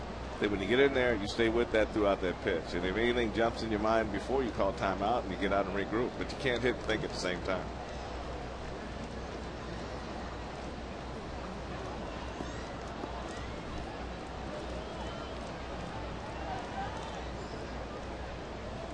And one thing I picked up on John was, to me, he still has the same aggressive swing early in the count. But when he gets to 2 strikes, then he tends to slow it down a little bit. And to me, that's when he's at his best and when he's at his 2-strike approach. 5th strikeout for Pavano, and 1 down in the 6th inning. Rival Sports Bar will be open every Sunday during the NFL season. Doors open at 9 a.m. when the Chiefs are in town and 9:30 when they are away. So Rival Sports Bar, it's going to be the place to be this NFL season.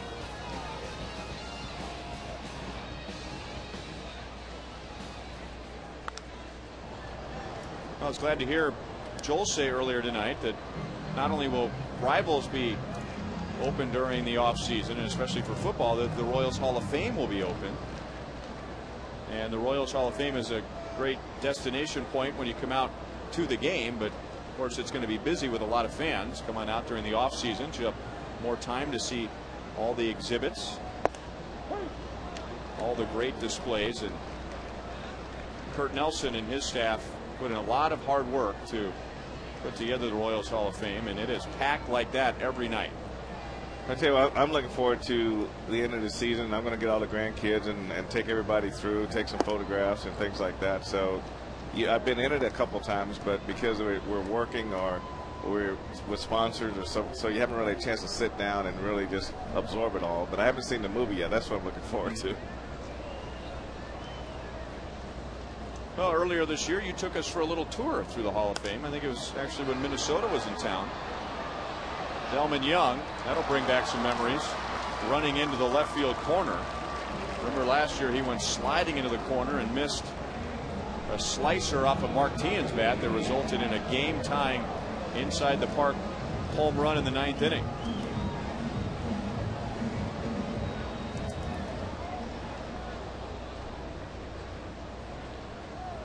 So 2 down to Yuniesky Betancourt, who was singled and bounced into a double play.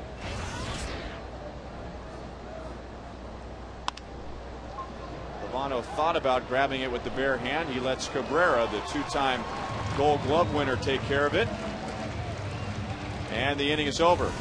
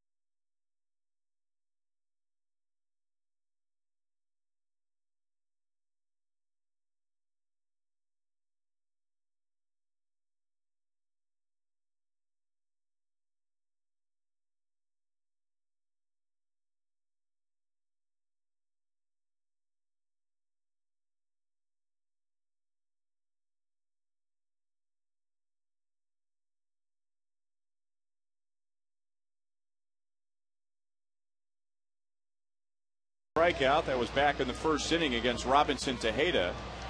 who had 3 strikeouts tonight. Here was the Arby's pitch by pitch. They had a pretty easy first inning with that exception of Walker Meyer. He just showed a lot of off-speed pitches here, Ryan, and didn't really challenge to the end with his fastball. Like tonight, he was always trying to get ahead with off-speed and then trying to finish with his fastball. But the fastball command left him during the game, and the off-speed pitches for some reason all bounced in the dirt in front of the plate, and that got him in trouble.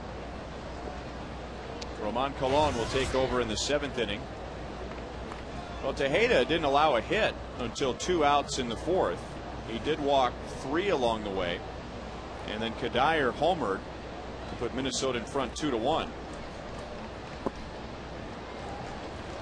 But then Tejeda having big problems in the 5th. He walked 4, including 2 with the bases loaded, and was removed in the 5th inning with only 1 out. And Juan Cruz replaced him. Cruz walked a batter with the bases loaded, but then finished going an inning and 2/3 without allowing a run in his first outing since coming back from the DL.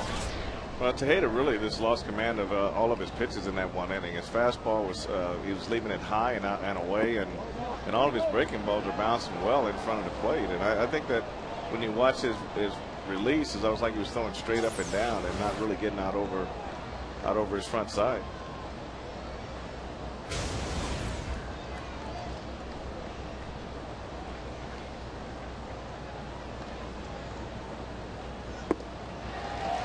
Good start for Colon. So Kubel strikes out for the 2nd time tonight. 1 away. A good slider down under his swing, and that's where you want to throw that pitch for the strikeout right there. You got to have it up high enough to be tempting, and then when the hitter commits, then the ball disappears behind the back leg.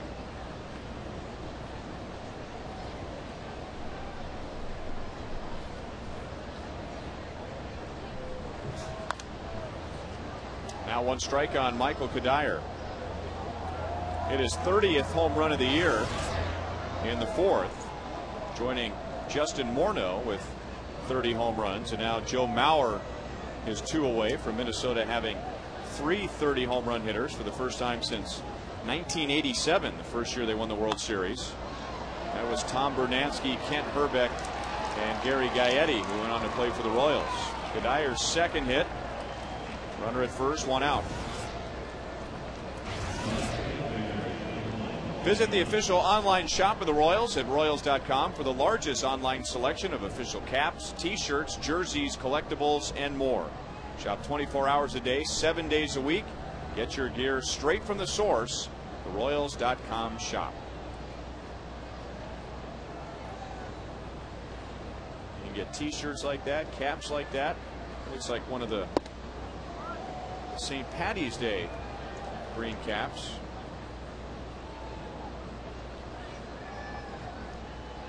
They are into the game.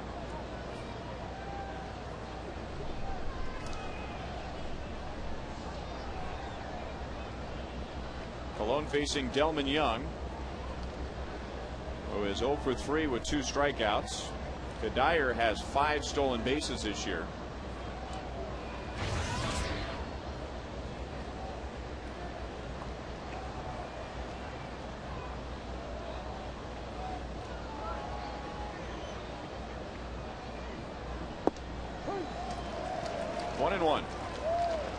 Last time Colon pitched was on Tuesday against Boston. He gave up a run, and that snapped a long string for him. He had gone 8 consecutive outings without allowing a run.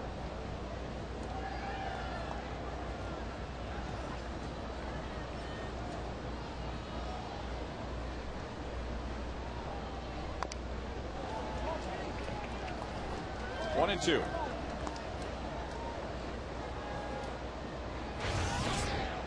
Our next broadcast in high definition is coming up on Monday as the Royals will visit New Yankee Stadium for the first time.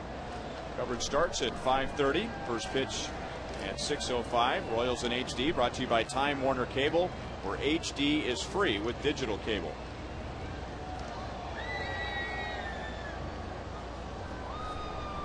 So this year the Royals will play games 4, 5, and 6, and 157, 158, and 159 against the Yankees. And all that space in between.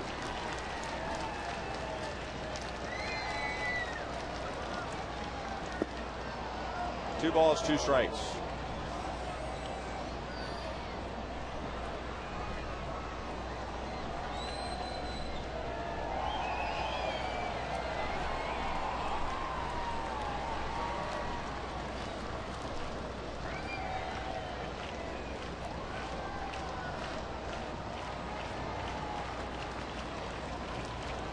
Kadire runs. Buck's throw heads into center field. So that'll be error number 2 on the Royals tonight, and now 7 in their last 2 games. Kadire with his 6th stolen base. And Minnesota 3 out of 3 in stolen bases tonight. He really didn't get that good a jump, and John Buck let loose a good throw, but it trailed back down the line, and Casper couldn't get down the line fast enough to stop this ball from going into center field.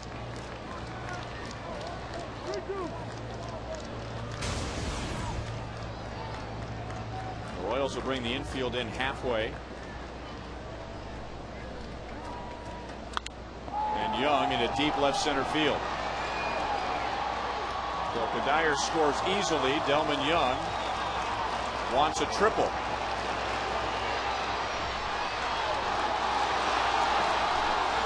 That is his 2nd of the year, along with his 46th RBI.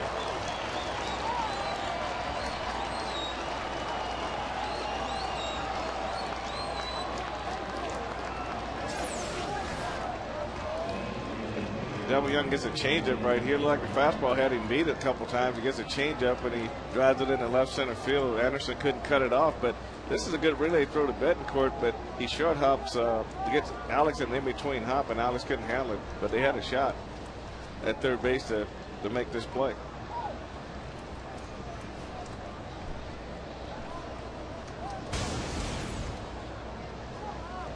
So another runner at third with less than 2 outs. Ball 1-2 Morales. 0 for 2 tonight. Walked leading off the 5th inning. And Minnesota ended up scoring 4 in that inning on just 1 hit.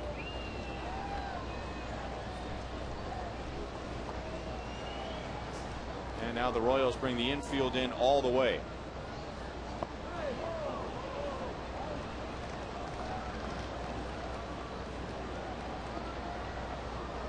John Buck has been doing that all night. He's got to feel like a pinball machine back there tonight. The ball's just bouncing all over the place.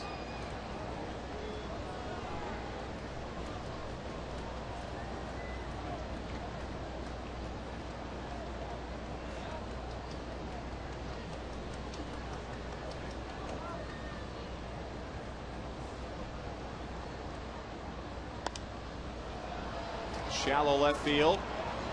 Young tags and holds.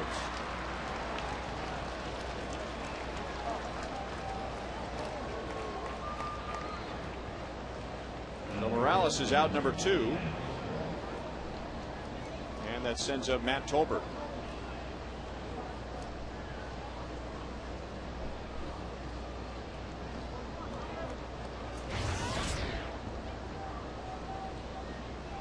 The Twins have scored in 4 innings, and there's really only 1 inning where I'm sure the Twins feel like they scored without any help, and that was in the 4th with 2 outs. Kadire hit the home run.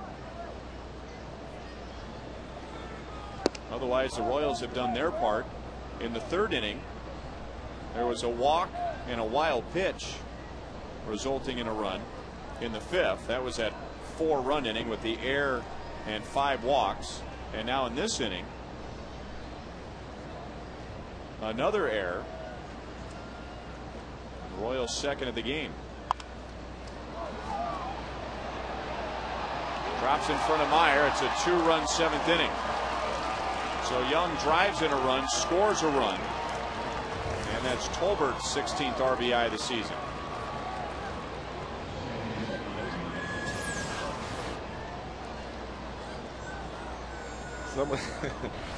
He swung to really crush this ball right. The ball goes right off the end of his bat. it sort of sliced itself from shortstop all the way back to left field. He thought he pulled the ball. He didn't really know where it was. And you take a look at his eyes are closed when he hits this ball.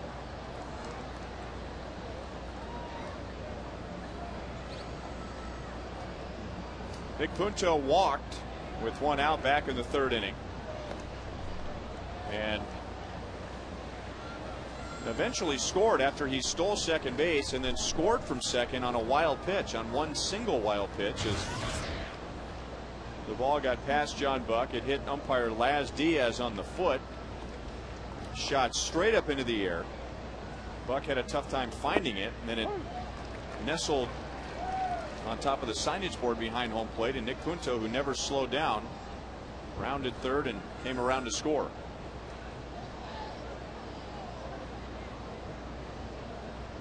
Punto, for most of the first 5 months of the season, was fighting just to keep his average above 200, but is hitting .320 in this month. He had signed a 2-year contract extension during the offseason to take over as the Twins' everyday shortstop. But he has since been bumped from that position with the acquisition of Orlando Cabrera, now playing most of the games at second base.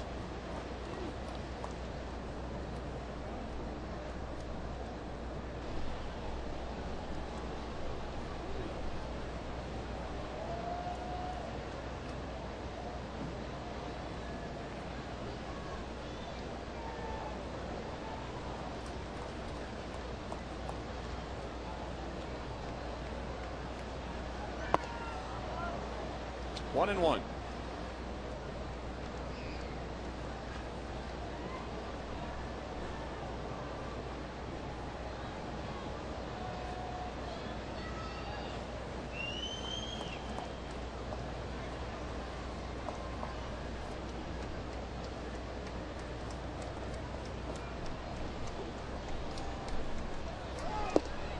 Tolbert takes off, and this time Buck's throw is right on the bag. Inning over, Minnesota adds 2.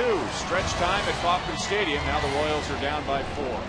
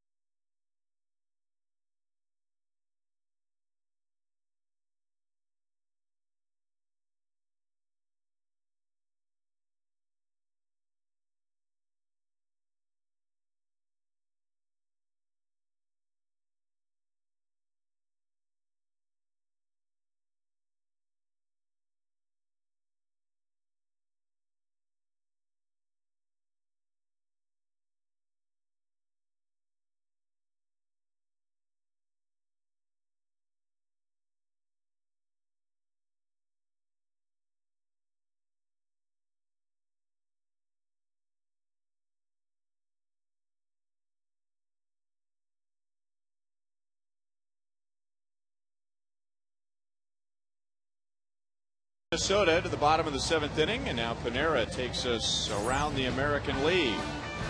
The Yankees in front of Boston 9-4. Boston on their way to the wild card, 5.5 back of the Yankees in the East. Cleveland ends an 11-game losing streak and beats Baltimore. Baltimore has lost 8 straight. Toronto shuts out Seattle with Roy Halladay winning his 16th of the year.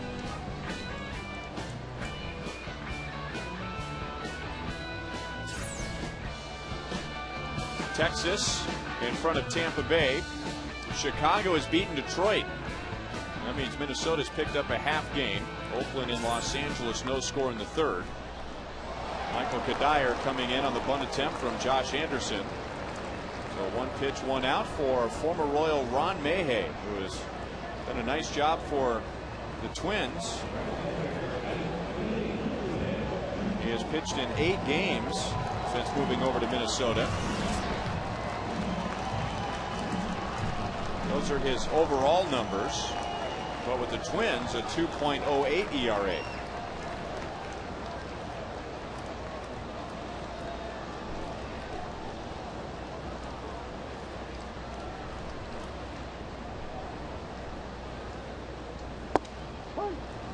Oh, and 1 to Willie Bloomquist. Sometimes guys, even who have been around as long as Mayhay, you just need a change of scenery, wipe the slate clean. And Mayhay, who had a great year for the Royals last year before he was injured, just never really could get on a roll this year. Yeah, he's always a guy too that needs to pitch a lot. You know, you get that routine that I know when he did well for the Royals, he was pretty consistent in where he was going to be used. They used him a lot of times as a setup guy and in various roles after that. But the injuries and to the heel, the foot, then the injury in spring training, it seemed like he never really just got that groove that he really needed to be in where he could be effective. On the same day, on July the 28th, the Twins signing Ron Mayhay, who had been released by the Royals, and then making a trade for John Roush from Arizona. And that really stabilized the bullpen, getting things to Joe Nathan, the all-star closer. Willie Bloomquist is 0 for 4 tonight. And I wonder sometimes, Frank, you know, people ask, well, why does it take a change of scenery to get on a roll? Do you think sometimes players who aren't either pitching well or hitting well, they feel like every time they take the field, they have to make up for the last game? Well, you hate to get to that point, but yeah, I mean, you have some validity there. But I think when you got a veteran guy like Mayhew who's been in all different types of situations, I think with him it's just a matter of just getting in a groove and finding the rhythm that you need to be successful. And a lot of times when you use a lot of times in roles, say that aren't productive roles, where it doesn't really get you all fired up, where maybe the team is losing for the most part, and those are the kind of roles you're getting. Maybe more roles where the game's on the line in the right situation brings out what he needs to bring out in this competitive, give him a competitive advantage.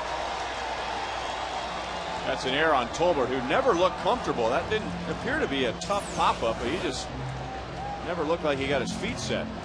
Well, he never really got under it, Ron, but he just kept backing up. He never really set his feet to catch this ball, and for some reason he just kept backtracking all the time. But if you get anytime you let the ball go below your eyes and you don't follow it down with your eyes, the glove is low, your eyes are up here, you don't catch the ball. You got to look that ball in. You got to get those hands above the shoulder.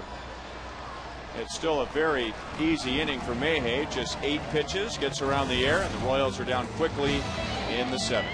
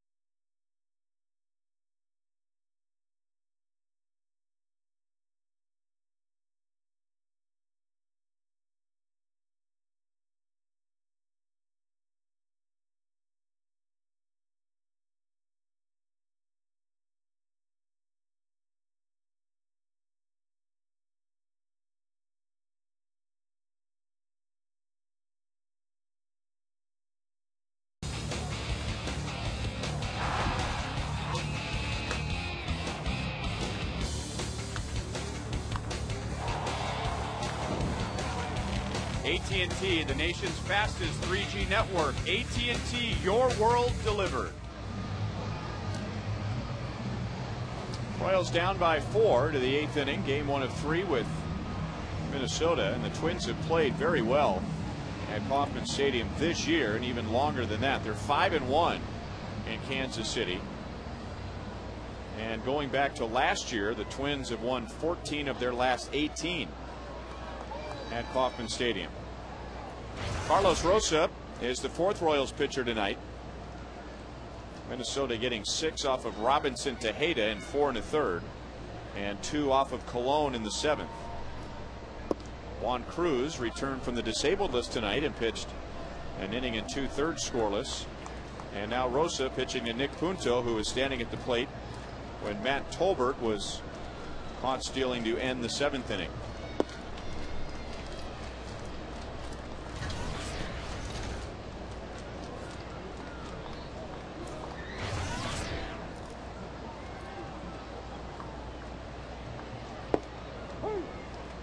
Two and one. Punto walked, stole a base, scored on a wild pitch from second base in the 3rd inning. He has laid down a sacrifice bunt. He is flied out to center field. Off the end of the bat to Betancourt. 1 away.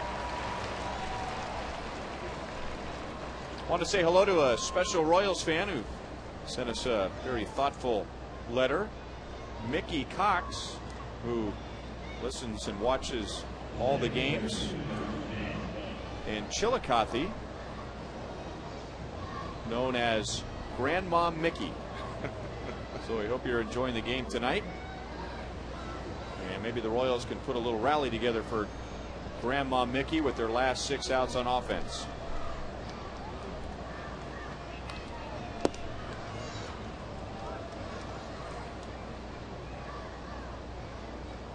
Denard Span 1 for 3. Also reached with a walk and a run scored tonight. He has stolen his 22nd base. And his base hit was with a bunt, something he really wanted to improve this year and has. And laid down a nice bunt to the first base side in the 6th. Forcing Billy Butler to come in. And Billy had to come so far in to get the bunt that he was not able to tag Span. And now a soft liner into center field for his 2nd hit of the night.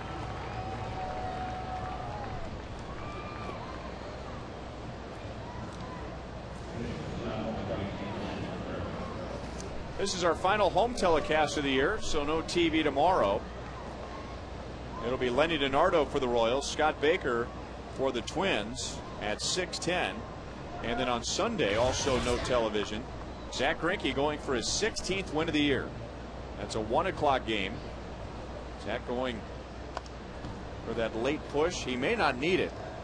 As we talked about last night, the national media really starting to warm up. Maybe the East Coast media starting to warm up to Zach winning the Cy Young Award. But the Royals have offered fans a great deal for Sunday's game. The Zach Pack.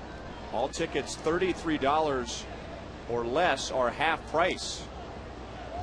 Plus the first 10,000 fans aged 21 and over will get a Zach for Cy t-shirt. You'll get 23% off Greinke items at the Royals team store. So let's fill up Kauffman Stadium as Zach has 2 more starts to go. He has lowered his ERA in his last 6 starts. He has not pitched against Minnesota this year. They have been able to miss Zach's turn in the first 4 series, and now they're going to get him in the last 2.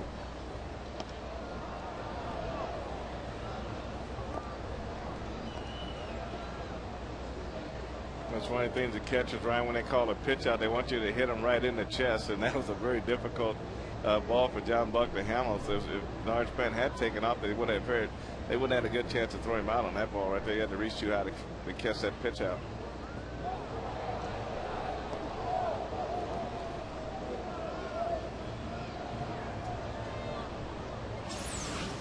Well, this is where your first baseman really got to try to put a quick tag together when you think you got a chance to pick a runner off at first base. I mean, you got to really get down there and try to get it in there quick.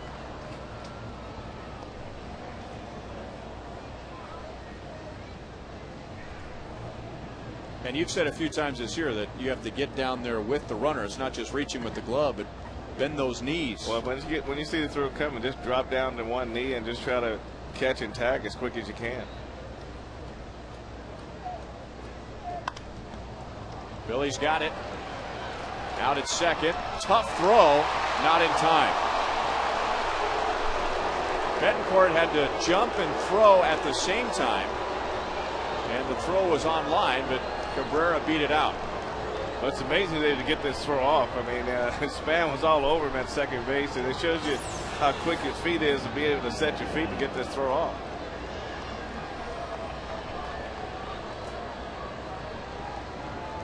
Whoa. Made an excellent job avoiding the runner and getting a strong throw to Billy at first. But I mean, this is one of those plays that we just shake our heads and wonder what happened.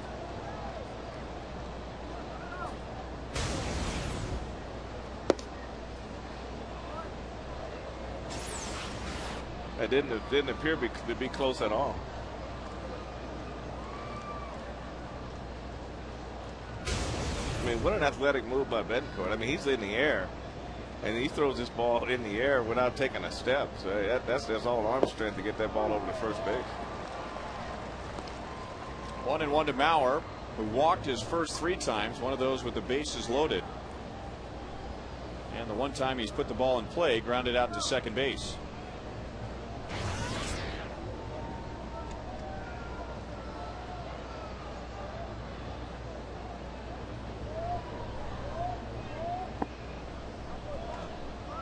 Two and one.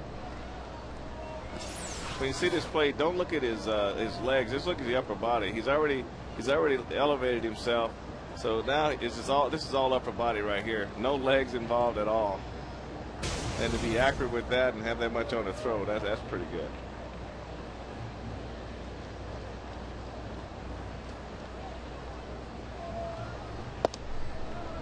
Three balls, one strike.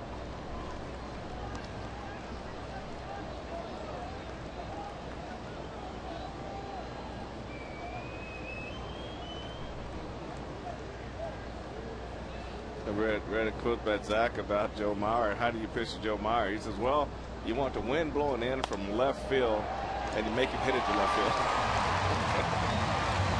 A really strong wind blowing in from left field.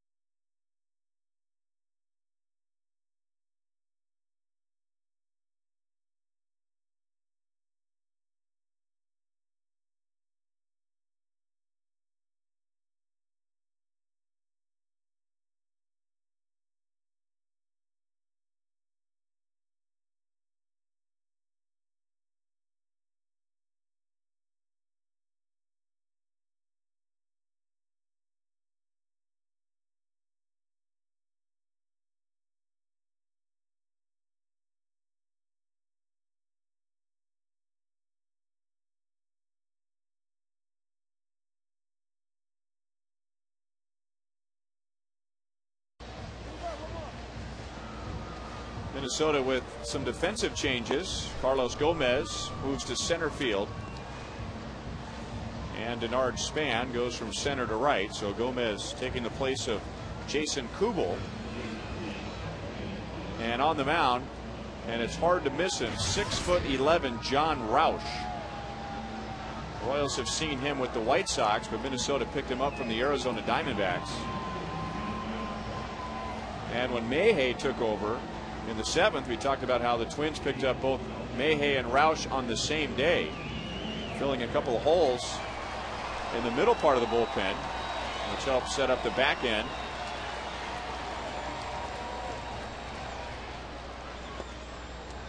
And misses inside to Billy Butler. Billy has driven in all 4 runs with a solo home run in the 3rd inning and a 3-run shot in the 5th, which got the Royals to within 2. They had been down by 5, but the Twins have added 2 more in the 7th inning.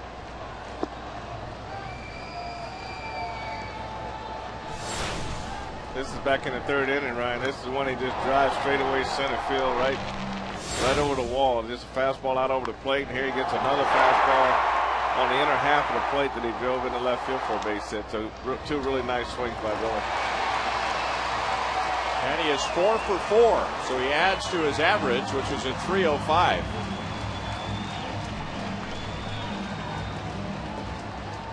He has driven in 4 to give him 91 on the year. Now, he's just doing a real good job of just clearing his hips and using his hands, and he's hitting everything that they throw up there right now, Ryan. He's seeing the ball very well.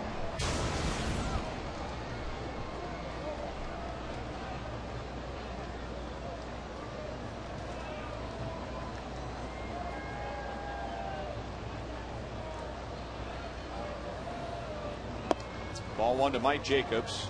That is the 5th time in Billy Butler's career that he has had 4 hits in a game. 5th time this year, I should say. And the 2nd time this year he's had more than 1 home run in a game. And in the last 2 series against the Red Sox and now game 1 against Minnesota, he has driven in 8 runs.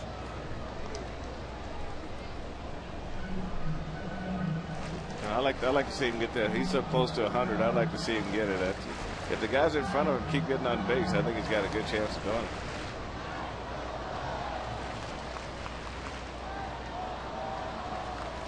Mike Jacobs with a single back in the 1st inning, 1 for 3.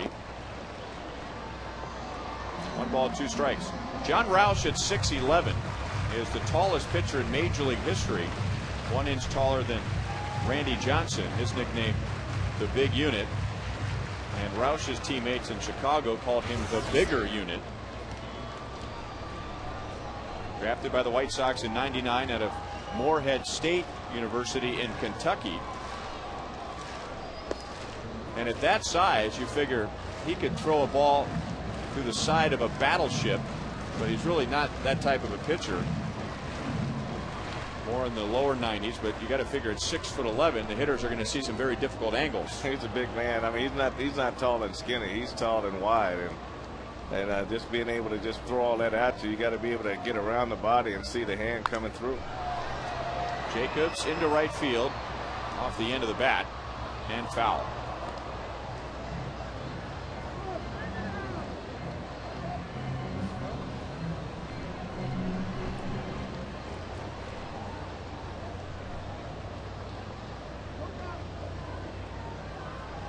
Is that a Roman numeral 1 on the back of his neck? That looks like a couple of intertwined wedding bands, if I had to guess. But when you do that and you put it right there, you have to know it's going to last a long time.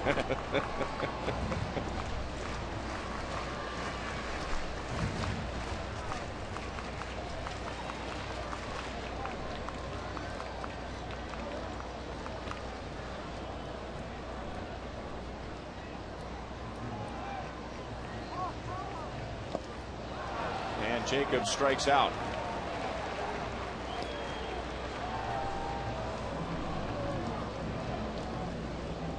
Twins getting 6 innings from Carl Pavano. And now he's gone at least 6 in 10 of his last 11 starts. A scoreless 7th from Mayhay and now Roush.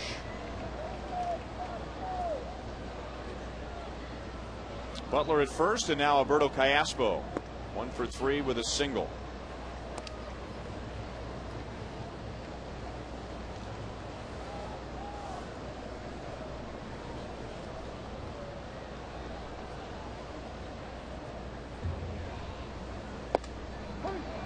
1-1. We're not even seeing tonight the hot part of the Minnesota bullpen. Jesse Crane has gone 10 2/3 innings this month without allowing a run. Matt Guerrier, one of those pitchers that was affected by Mayhay and Roush being acquired, where he could become the regular right-handed setup man. He has allowed one inherited runner to score in his last 10 appearances. And then, of course, Joe Nathan, who has tied a career high with 44 saves.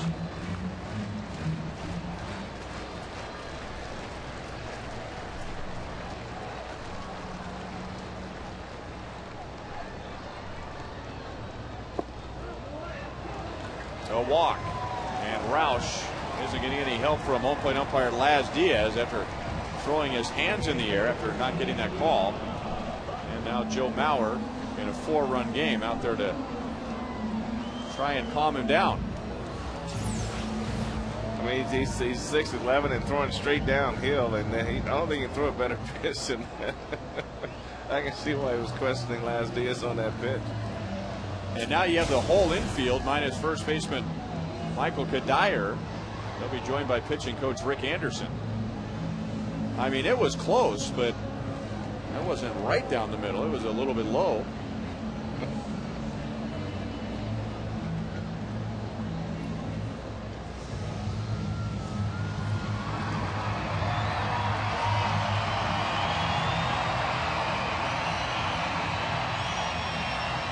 $23,307 here tonight for game 1 of 3.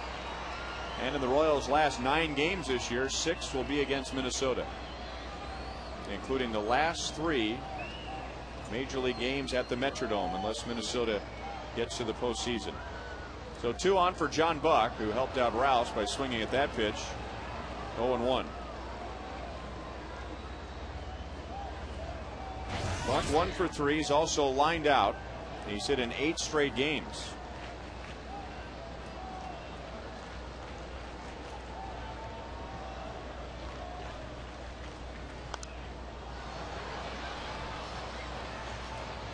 The Twins know already, I'm sure, that Detroit has lost. So at the moment, 2.5 back.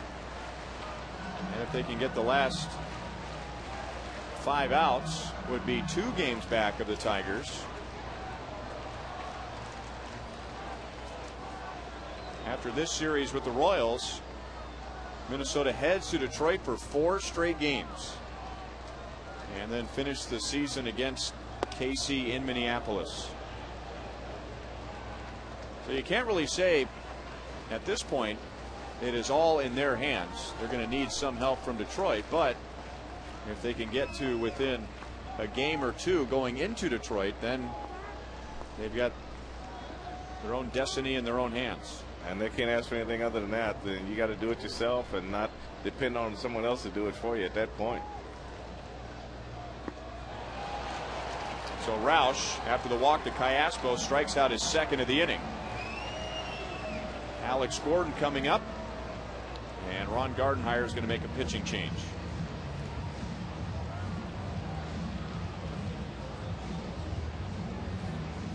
Left-hander Jose Majares comes on with Butler at second base, Cayaspo at first, and 2 down.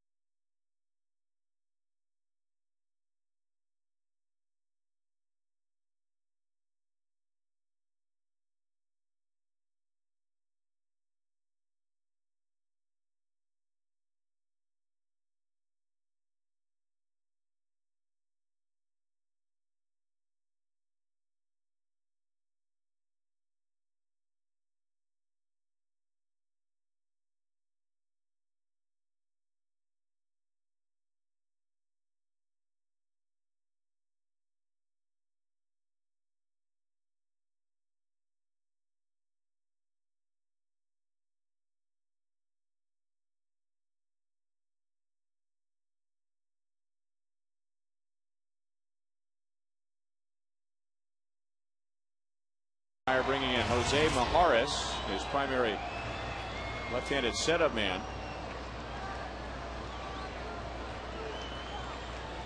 Majares and Gordon have hooked up only once. Alex 0 for 1. Royals getting a single and a walk against John Roush. 0-1 to Gordon. Alex 0 for 3. Struck out in the 4th inning. That was a big out for the Twins. With the Royals down 2-1 at the time. Iaspo and Buck opened the inning with singles, so 2 on, nobody out. Gordon trying to lay down a sac bunt. Ended up striking out. Betancourt grounded into a double play, and the Royals didn't score in the inning. And the Twins really made the Royals pay for that, as in the next half inning they scored 4. And a light drizzle begins to fall at Kauffman Stadium. Off the end of the bat, and Cabrera into shallow left field. So the Royals leave 2 on base in the bottom of the 8th inning. We go to the 9th in a 4-run game.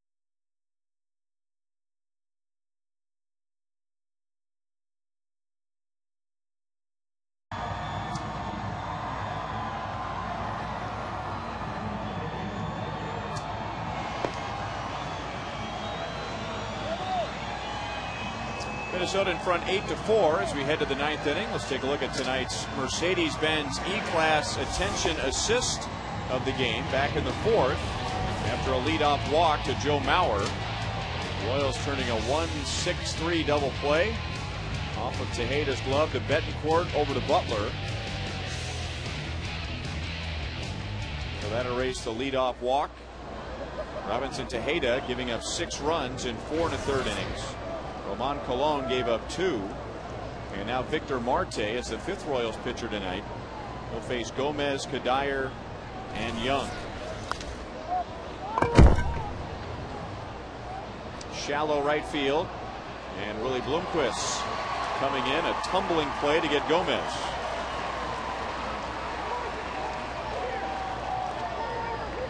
Ball went one way, the bat the other.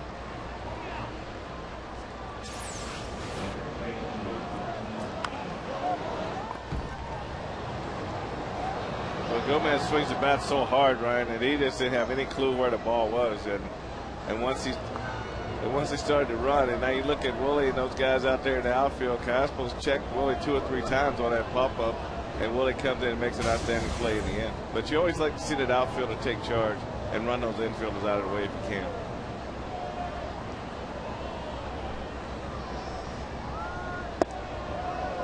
can. Inside to Michael Kadire. 2 hits, 2 RBIs, including his 30th home run of the year. 2 RBIs gives him 88.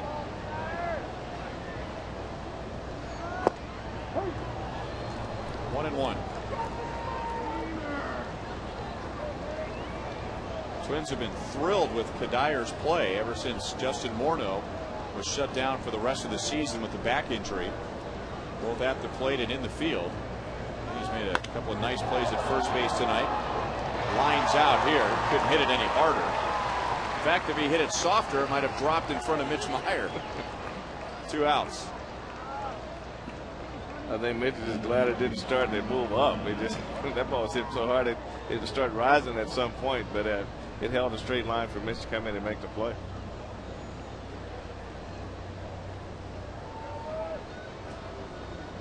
And now Delman Young, 1 out of 4 with a triple, driving in a run in the 7th inning.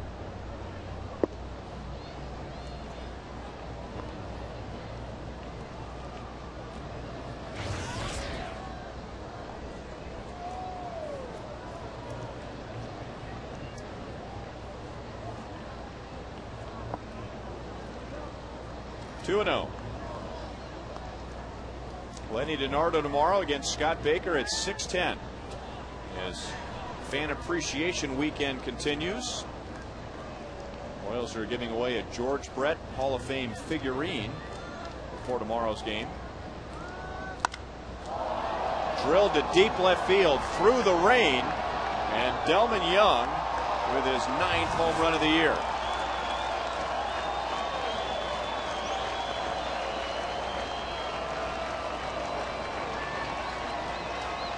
And it swings like that, and home runs hit that far.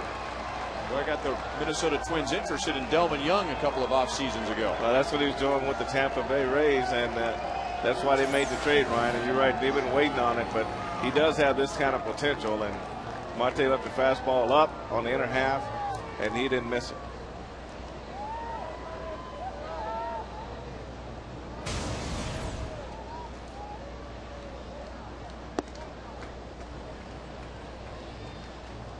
Jose Morales is 0 for 3 with a walk. He has scored a run. The Twins have hit 2 home runs. Kadire and now Young. Billy Butler has hit 2 home runs for the Royals. Talked about it earlier, but a different offensive approach for Minnesota this year. Last year they were at the bottom in the American League in home runs, but that didn't hurt the offense, because they scored the 3rd most runs in the league, trailing only the Rangers and the Red Sox. This year, they've hit 162 home runs, including Delman Young's, and the top of the 9th. To the bottom half, and now Minnesota leads by 5.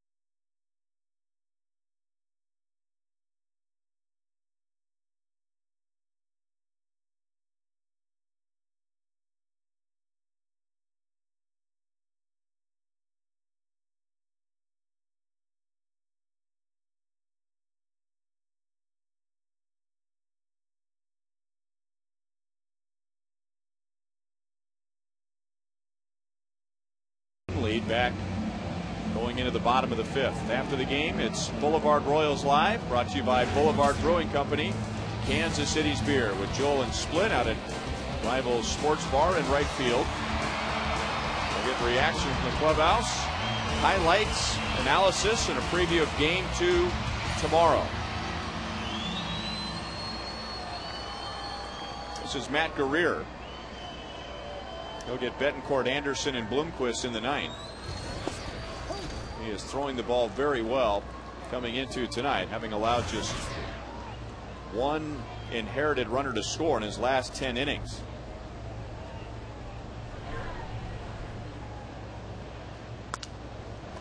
Broken bat, deep short, no throw.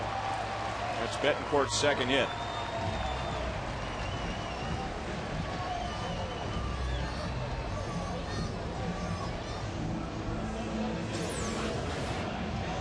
That was a good slider down and in. Betancourt was reaching for it, but hit it in a good spot in the hole there. And Cabrera just two steps on the grass, and that's not going to get Betancourt at first base.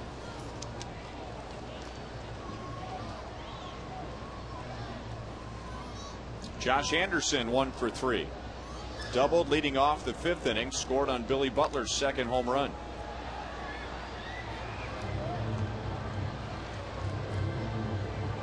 The inning that'll have the Royals staring into their lockers after the game tonight will be the 4-run 5th, with the Twins coming up with 4 runs on 1 hit. There were 5 walks in the inning and an error. Broken bat, and that's past Cabrera. So a good start, 2 on, nobody out. So Betancourt and Anderson both getting their second hits. Well, if you're going to break a bat, you might as well get a hit on it. And they've broken 2 bats and got 2 base hits. And, and that nothing frustrates a pitcher more than that. They make good pitches and can't get outs when the guys hit the ball, put the ball in play. And a major league hitter will trade a hit for a bat how many times out of 10? 10 out of 10.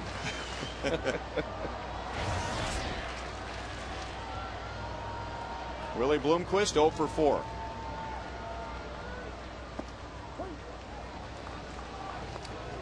Willie leading off tonight. David DeJesus came out of last night's game early, not feeling well, flu-like symptoms, and held out of the lineup tonight. And Willie was going to start in left, but then Martin was scratched shortly before the game with renewed back spasms. So Willie moved over to right. Mitch Meyer, who was going to be in center, moved over to left, and Josh Anderson got the start in center.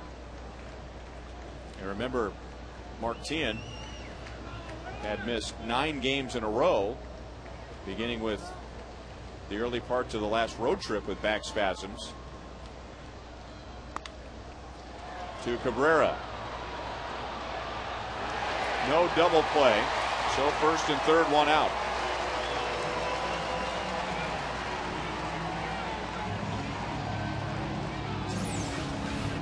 Right here, all the Twins are trying to do right here is make sure they get it out, and Willie's too fast to be doubled up on a ground ball and takes the shortstop to his right, not hit very hard. So the Twins just want to count outs right here.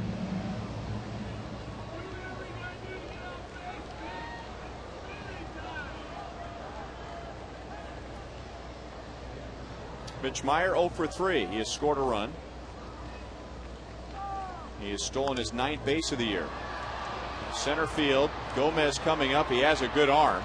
Betancourt tagging and holding.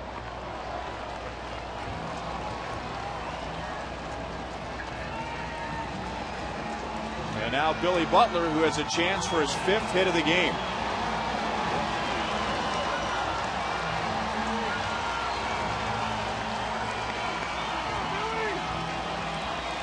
Billy is the only Royal tonight that has brought the fans out of their seats. He has driven in all 4 runs. A single in the first, a solo home run in the third, a 3-run home run in the 5th, and another single in the 8th. And this is what you like to see. In the bottom of the 9th, you got a couple runners on, and you got a hot hitter at the plate, and to be recognized by the fans like this, that means that you've definitely endeared yourself to the crowd.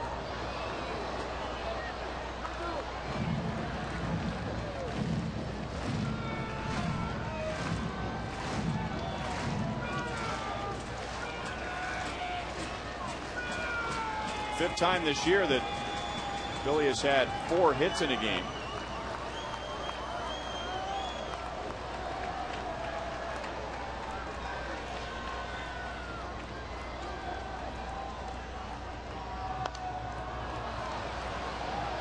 0-2.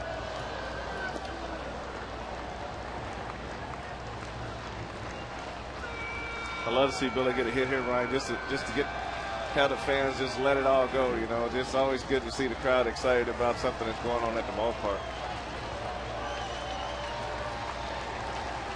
They're all on their feet. They're all aware of what's going on. It shows they're paying attention in the ball game.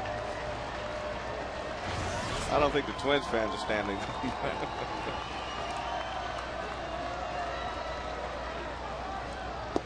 Well, they may not be standing tonight, but I think all good baseball fans appreciate a good game, whether it's a player for your team or the other. You may not stand up and cheer for it. Always appreciate a good performance. I mean, with all the hits that Joe Mauer has gotten this year, I mean, every now and then you have to accept another team's player getting 4 or 5 hits.